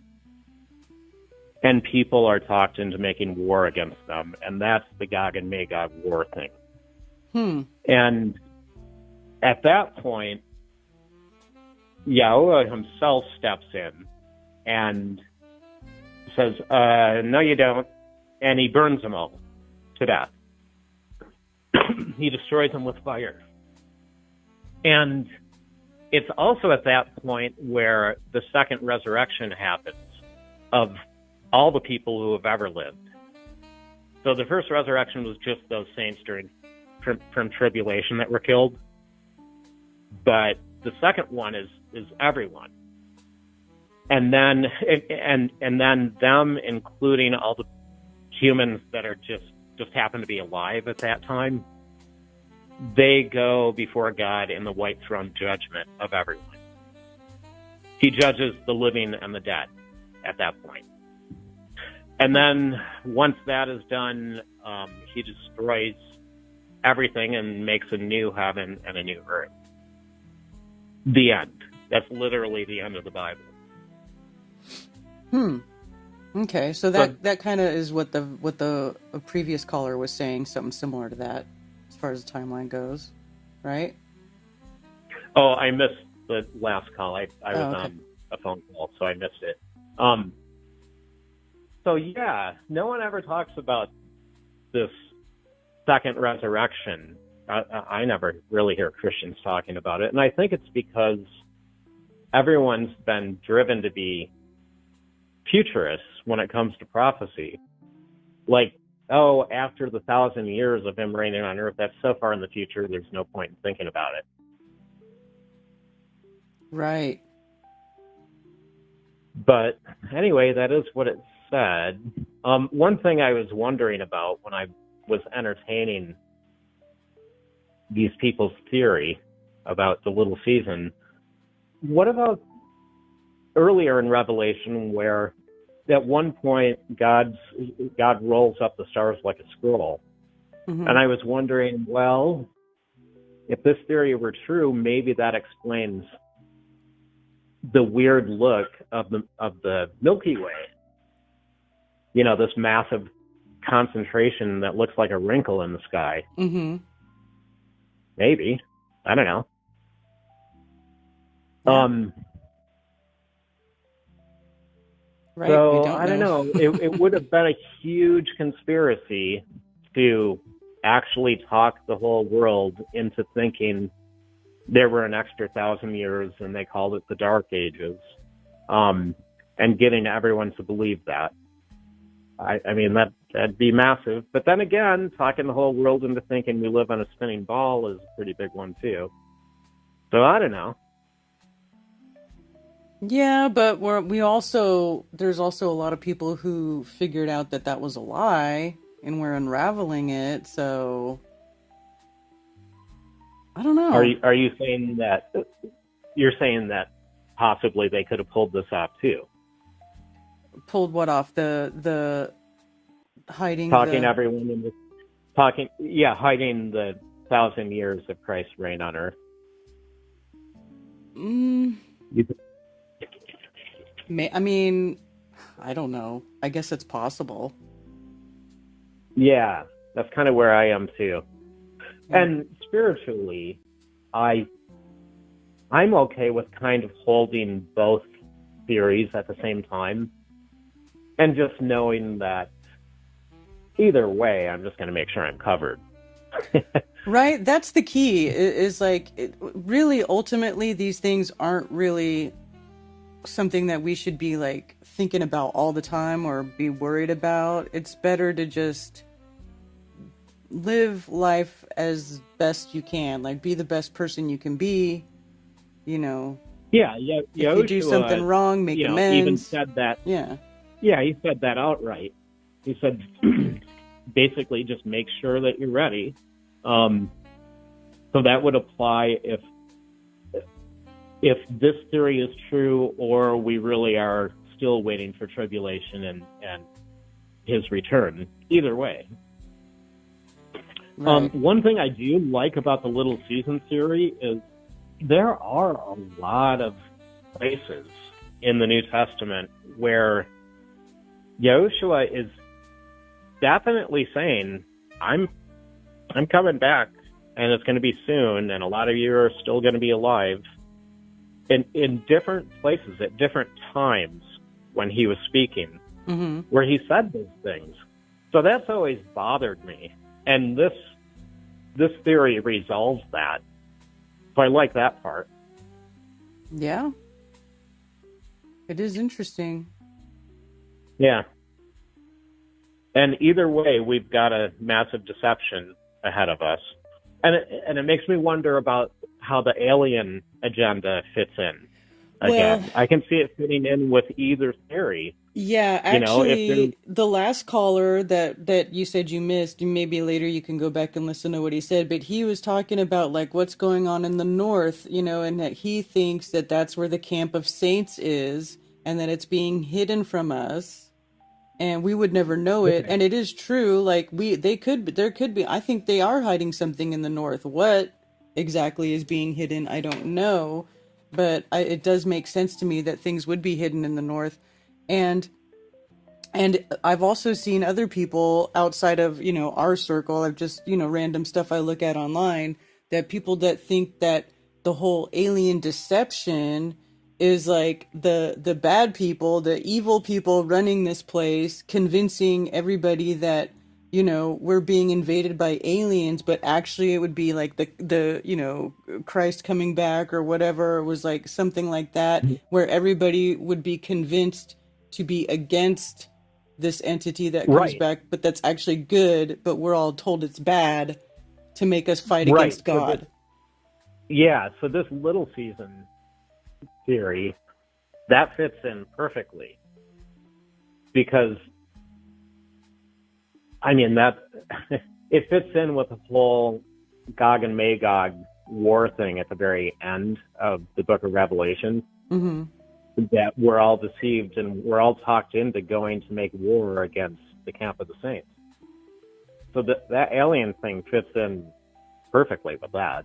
Yeah. And they clearly are ramping us up for a bunch of alien crap. Totally, with like the 3-Eye Atlas thing, they're saying that it's like a mothership. And of course, over the years, over the last few decades, there have been lots of like released things about Air Force and military coming forth and talking about the UFO phenomenon and saying, they parked themselves over the nuclear weapons bases and all that stuff that they tell people, Yeah.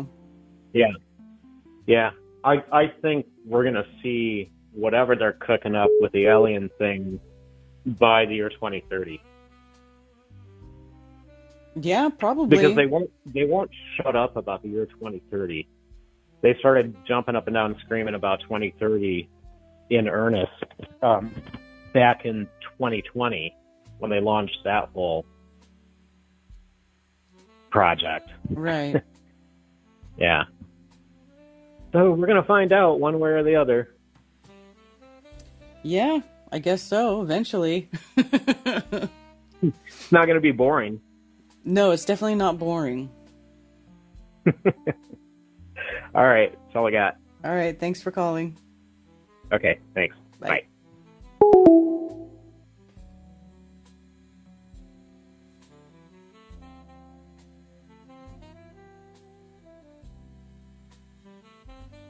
What you guys talking about? He releases Satan because those Yahusha rules for 1,000 years haven't been tempted. All men must be tempted and tested. Oh.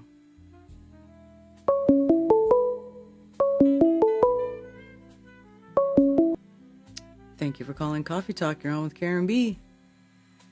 Hey, Karen, it's Brian again. Hi, Brian. Yeah. So, when does a joke become a dad joke? I think when it depends how cheesy it is, because I think dad jokes are notoriously cheesy. Yes, but it's when it becomes apparent. When it becomes apparent, there you go. That's perfect example. A dung beetle walks into a bar. He asks the bartender, "Is this stool taken?" But I'm so sorry. Just, what was the other one? I'm sorry. I've got so many of them lined up, but just stage fright. All right, I love you, and not in a creepy way. And I just like you. Yeah, my girlfriend just likes you. Right on. You guys that's so funny. All right, well, I'll talk to you later. All right. Take care. Maybe in an hour. Well, we'll see if I'm still going. Yeah, thanks. All right, bye. Hilarious. It ain't easy being cheesy.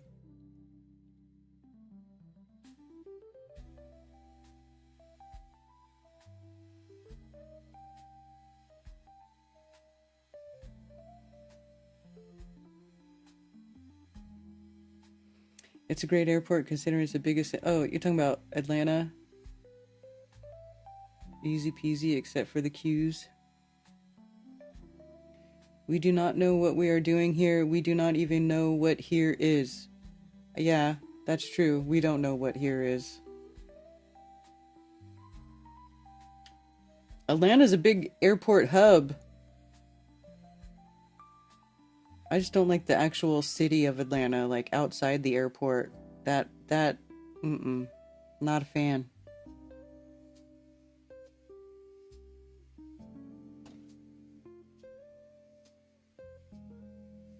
$111.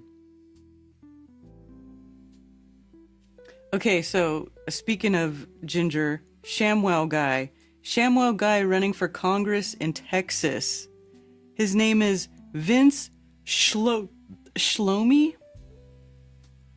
Excuse me, Vince Shlomi. I didn't know that was his name.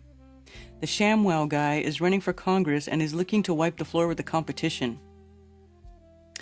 The offer Vince Shlomi, the once prominent infomercial pitchman, is running for Congress in Texas, according to filing with the state's Republican Party. Shlomi is running for the seat currently held by Republican Representative John Carter, 84, who has served more than 2 decades in Congress. Carter announced earlier this month he'd run for re-election, so Shlomi has an uphill battle against an entrenched incumbent.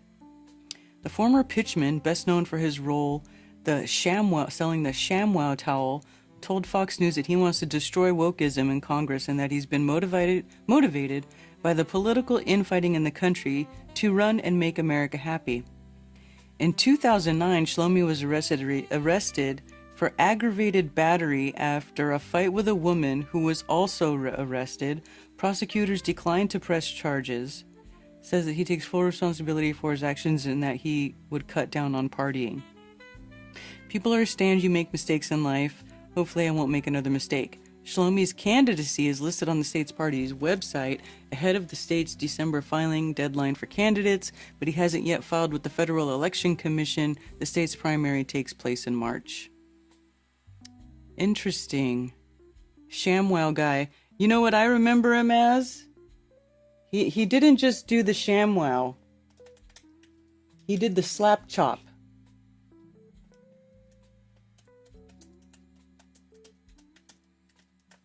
Let me see if I can find it. Yes, see... Hi, it's Fitz with Slap Chop. You're gonna be in a great mood all day because you're gonna be slapping your troubles away with the Slap Chop. Now look, here's a potato.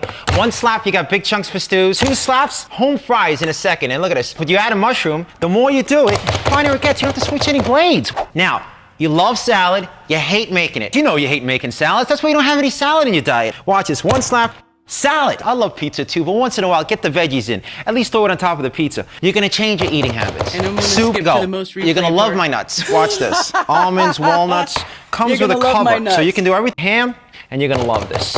You don't have time to make breakfast. Breakfast to go. You're gonna love my nuts. Watch this. Almonds, walnuts, comes with a cover. You're gonna love my nuts. This is what I remember about this guy.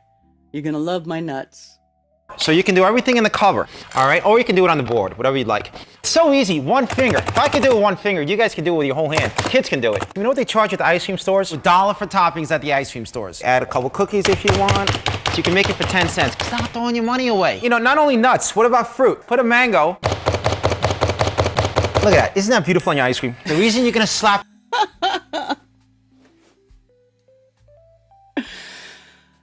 Anyway, this is great. That's how I remember this dude. You're gonna love my nuts. He beat up a hooker who bit his tongue. Really? That's the story, Ben? It was a hooker? No wonder he said he had to calm down on the partying. He got an alligator smile.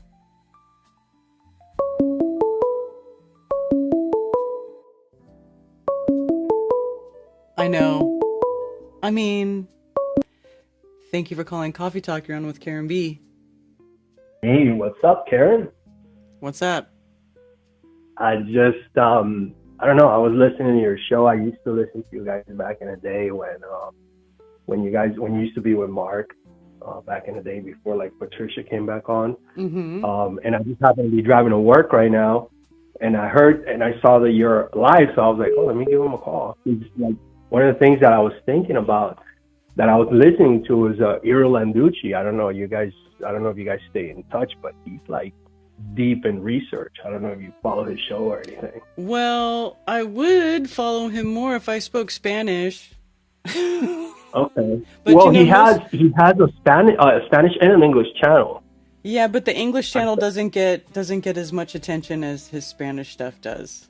He doesn't, you know what I'm saying? Okay. Like he doesn't release everything on the English channel that he does in Spanish. He's just mostly doing stuff in Spanish, which I can't blame him. I mean, that's his first language, and he's got that market on lockdown. Yeah, it's crazy, but like he's done some like really good research lately. Really, as far as what would you say is? Well, he's been doing some like experiments again, and he's trying to get a group together to go to North Pole. I mean, some crazy stuff. Oh, wow. And he's been, I mean, he's like, it seems like he's like the only person in the community since like this thing surfaced back in 2014, 2015. Like he's kind of like the only person that kept on with like the deep research, I guess, like the scientific part of it. Mm-hmm. Not just like, you know, because almost everybody now, everybody has their own talk show and their podcasts and stuff, but nobody really talks about like the science behind it, and he kind of kept on with it, with the whole like NASA fakery and all that stuff.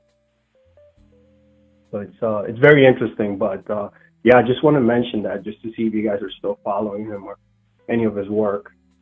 Yeah, I mean, I'm still subbed to his channels and stuff, but like I said, it's all in Spanish, and unfortunately, I never learned Spanish completely, so I never watch his stuff, but I see that he's still doing stuff, and he's very busy, and I think it's awesome. Iro's a smart guy. He's a very smart guy, so yeah. Oh my God, it's crazy. Yeah, he's like super bright. Mm-hmm. And he has like this understanding of like math and all this other stuff that is kind of makes him very complete researcher, I think, you know, because most people, I mean, a lot of the researchers that we've been listening to for the last 10 years or so, it's a lot of kind of like, I don't know how to say it without making them sound like they're not that smart, but there's a lot of stuff that they say that is not really true, or they're just kind of putting their own spin on it. But I kind of like Iro because of that, right? He puts like science behind it and stuff. Yeah, he tries to put out accurate information where everybody else is just like, oh, I think blah bitty blah.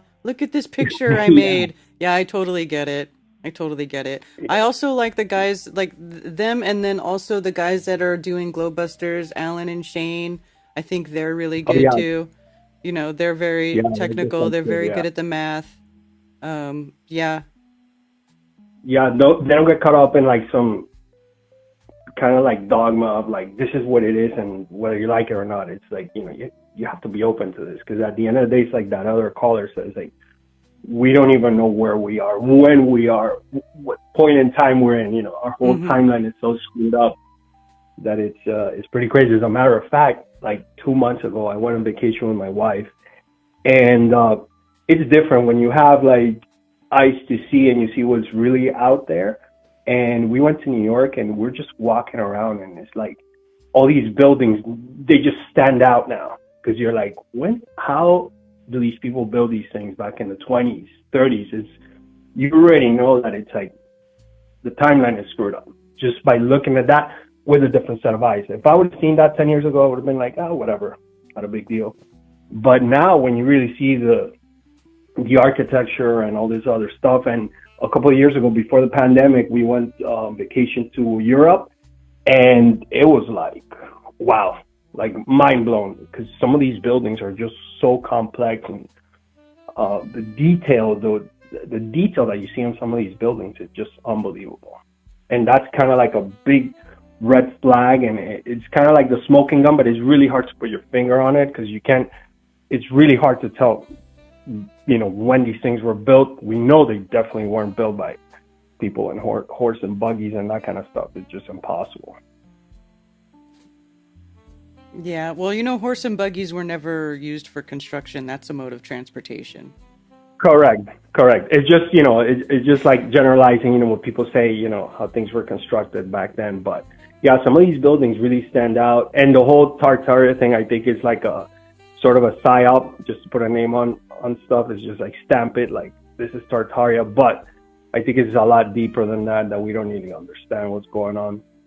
I would agree. It is definitely deeper than that. Yeah, absolutely. Yeah, I think we're kind of like part of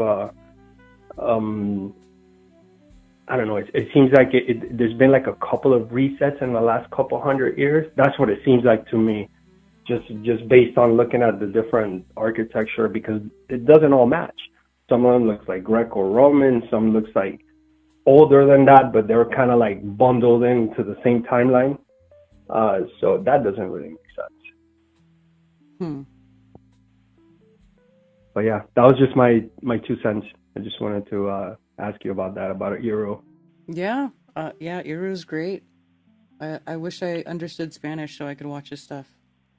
Yeah, his channel's pretty cool. He does a lot of good research, and he interviews some very interesting European characters that do have a lot of knowledge on that whole thing. But yeah, you definitely have to speak the language. Although, even if you speak Spanish, when he gets like the Spaniards on board, the Europeans on board, their Spanish is a little bit more complex. So even then, it throws in a little bit of a curveball.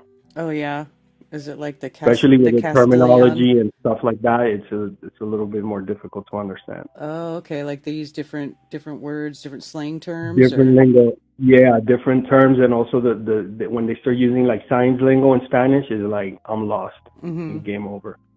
So, but it's very interesting though. Yeah, that's awesome. Cool. So yeah, that's it. Thank you, Karen, for taking my call. Have a great one. Yeah, thank you. You too. Cool. Awesome. Bye-bye. Bye.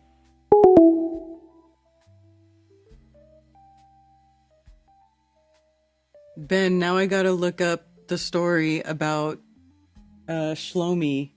He beat up a hooker who bit his tongue. That's hilarious.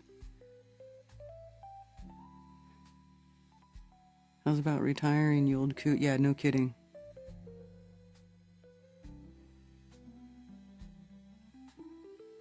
Describing chemistry with apples.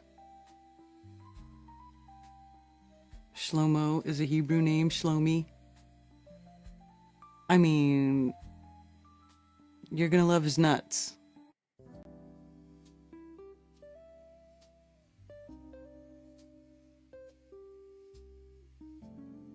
Strange world, not the same without Karen. Oh, thank you, Liz. I do miss hanging out with Mark every week, I will say. I still love me some Mark Sargent. Both my sons are chefs who can cut veggies faster with a knife. Yeah, plus you get a more even cut. Like, I don't know, I look at that stuff he's doing and I'm like, it just looks like you put it in the blender and just pulsed it or something.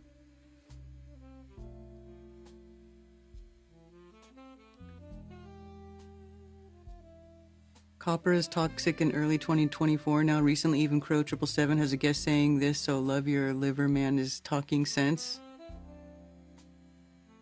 Iru is a legend. Shout out to the Glowbusters. Yeah. Ether Cause lads are so smart. Yes. The architecture was from Christ's 1,000-year reign. See, here's the thing though, because there is video, photographic evidence and like stuff, you know, about these buildings being built. I still think humans built the buildings. There's plenty of ways where they could have built the buildings. Now, was it during Christ's 1,000-year reign? I don't know. Does one like disprove the other? Like, are they mutually exclusive? Like, is it either people built this or there was a 1,000-year reign? You know, couldn't it be both? Couldn't it be both? Just saying. All the sphincters of my body just contracted, yeah.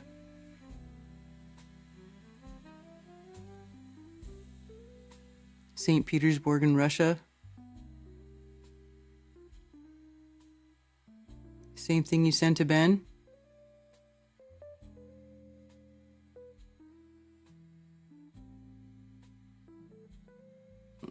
I don't see it unless my Telegram did not update. Copper can't be toxic for everyone.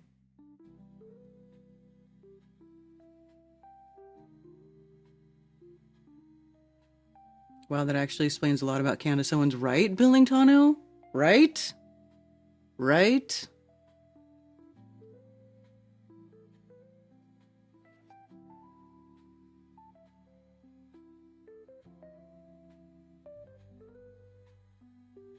Never been the same. Oh, poor Mark.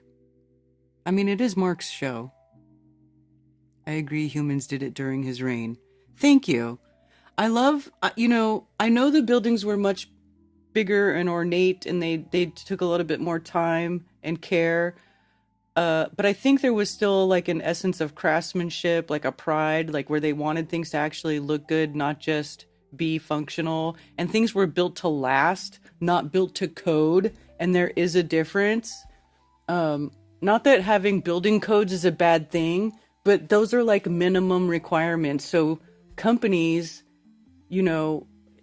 just try to do the minimum so that it's structurally sound and they try to save as much money as they can. Where I think back in the time when these bigger, buildings were being built, these Greco-Roman style buildings and stuff, it wasn't so much a concern to like save every penny and build it, by minimum specs. Like there was, I think, a little bit more pride and craftsmanship in things in the old days. Like people took pride in creating something by hand, and now it's like it seems like as time has gone on, like the pride of working with your hands and actually physically making something beautiful or creating something by hand, like actually human made, there's just so little appreciation for it now. Everything is like plastic, crap, mold, AI, like there's just no pride in like creation, being a co-creator of this realm anymore. You know what I'm saying? So I could see how, if there was, if that did happen, if the 1,000-year reign of Christ did happen during that time, humans as co-creators would have way more pride, and then they wouldn't be worried about how much things cost. It would be about making something that was beautiful, truly beautiful, and built to last through the ages. Does that make sense?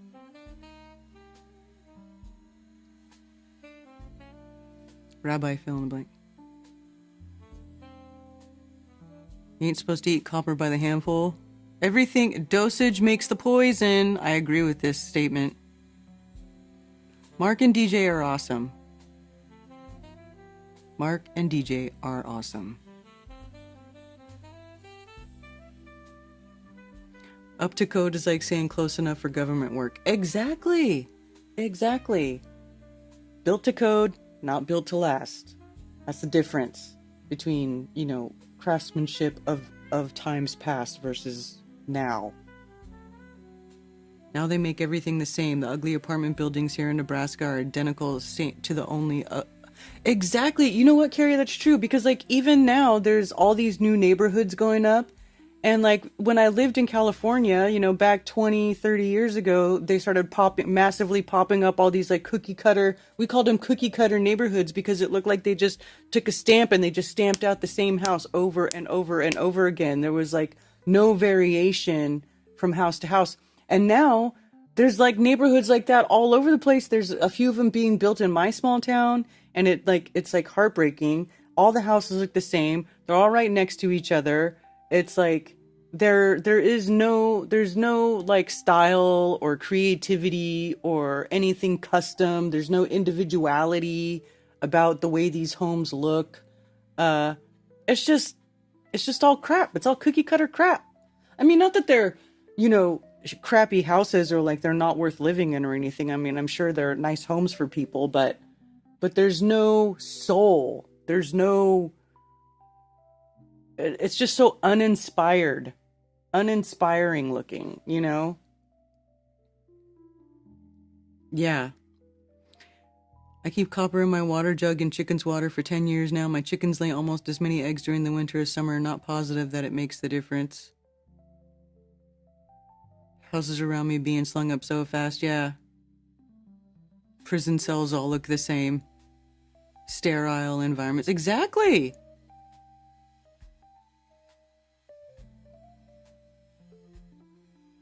Exactly. And because things have been so kind of, simplified and made generic, like younger people now, they can't even comprehend like, oh, Art Deco building? What the fuck is that? Used to be only trailer parks were the only place where every house looks the same. Now it's McMansions in suburbs. Yes! Oh man, Billingtano, I drove by this neighborhood being built by this lake in North Charlotte the other day. Massive freaking houses. Total McMansion neighborhood. These houses look like they were like maybe 4,000 to 5,000 square foot houses, maybe 6,000 square feet. They were like huge, all being built in this neighborhood. This neighborhood back, you drive down, you see the little road going to the trees, and there's like a dozen or so of them all in this like area, and they're all right next to each other. And I'm like, man, so people are paying all this money to have these big fat houses on these little postage stamp lots. I mean, it's just like California suburbs all over again. When, like, for me personally, for the amount of money that these people are going to be paying for these houses, I'd rather find a little house, a little country ranch house on like 10 acres all by itself out somewhere in farmland. Like, to me, that would be way better than being in some bougie neighborhood where everybody's giant house is like right out my freaking window.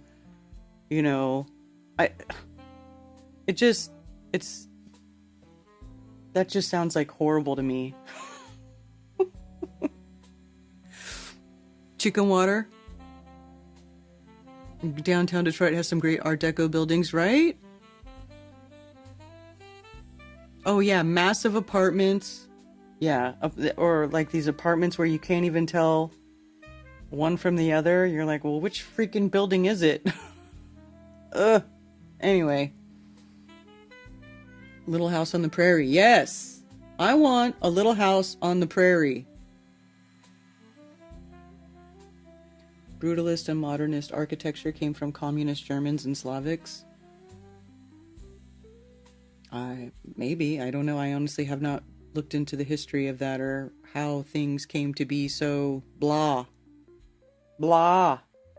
Who made everything so blah, blah, blah? Aw.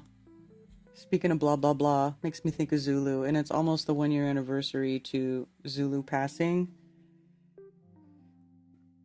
which I think was it December 3rd? Will have been a year since we lost our good friend Zulu. Much love and throat punches. Oh my gosh, I miss him. Been thinking about him a lot lately. Copper keeps the algae from growing in the water. Yeah, like cooking in copper pots and using copper vessels for water. This is supposed to be a good thing.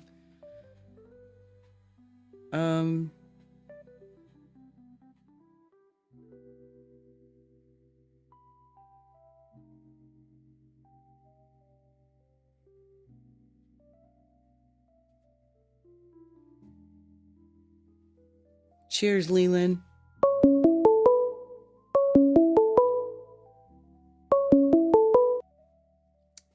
Hello, Ginger. Hello. I'm sorry. Are you seriously telling me that that Mark passed on the 3rd? December 3rd of last year. Yes, I believe it was. That's my birthday. Really? Yeah. Wow. Yeah. I didn't find out about till well after. But damn. Oh, I'm sorry. I had no idea. Yeah. No, neither did I. Because we just heard it and we're like, what the fuck? Yeah. Anyway, you know the site that should not be mentioned? The site that should not be mentioned. Yeah. There's a Mother Zucker there. Oh, okay. Yeah, I sent you a link for a musical interlude, and trust me, you will love it. Okay. I don't think it's going to be like really like copyrighted. It's just some weirdo. But yeah. Oh, Sasquatch. I know about Sasquatch. Yeah, he's awesome. So Yeah, I just actually figured, contacted Sasquatch to play at a Flattoberfest, but it happened to be around the time that his wife was expecting a baby, so he couldn't do it. And then after that, he blew up. His channel got way huger, and then he started touring everywhere. And I was like, "Damn, I missed my chance." Yeah.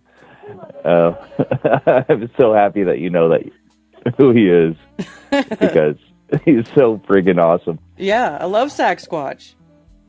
Yeah. Do you think he's gonna hit you with a copyright?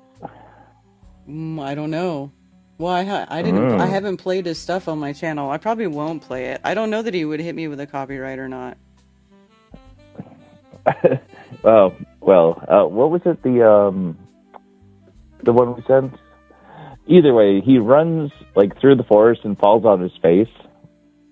It's really, really funny, and they actually make it in slow motion because obviously it wasn't supposed to happen.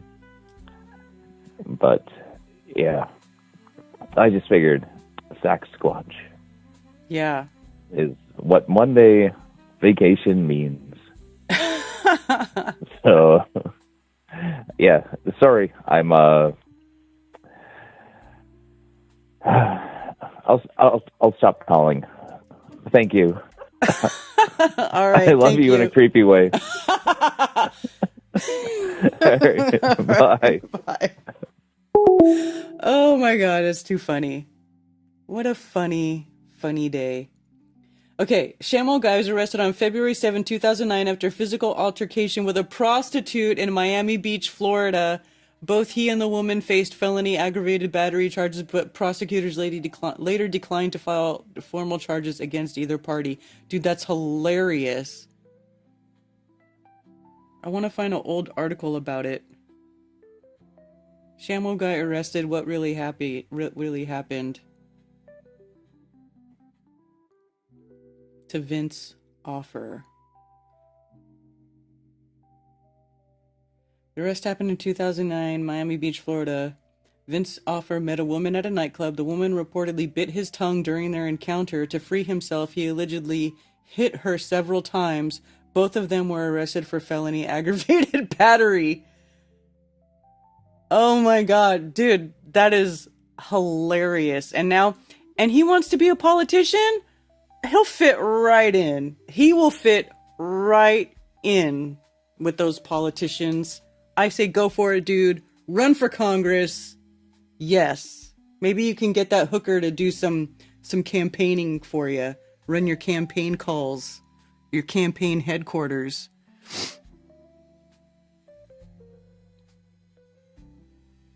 Birthday is the 2nd. Oh.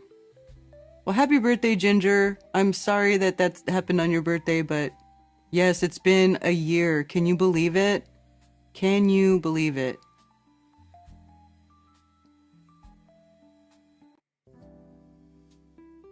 Genuine bumfuck is difficult to locate. Yeah.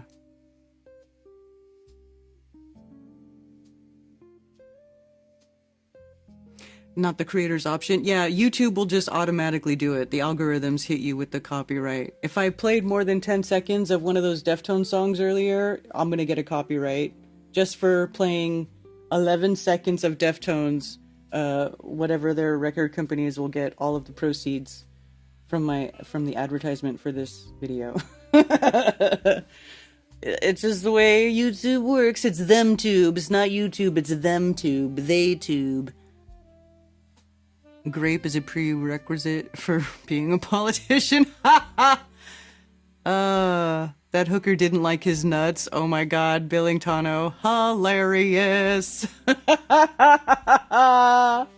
Oh my gosh. Okay. On that note, I think I am going to wrap it up for today. It is almost 2 p.m. What a wonderful little chat we had today. Thank you all for being here so very much. I appreciate all of you. Appreciate the calls. And, yeah, thanks for making me laugh, man. So good. Okay. All right, you guys, have a wonderful rest of your day and take it easy. Cheers. And I'll see you next time.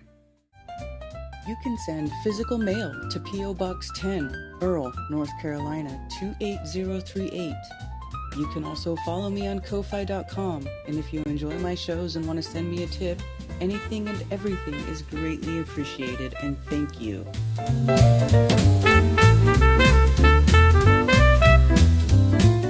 And it's official. Flat Earth Festivals has been retired. It was great fun while it lasted, and I hope you all cherish the memories we made at Flattoberfest as much as I do, and it was a pleasure to watch so many online friendships become in real life friendships over the years. Thank you so much, and I'll see you next time.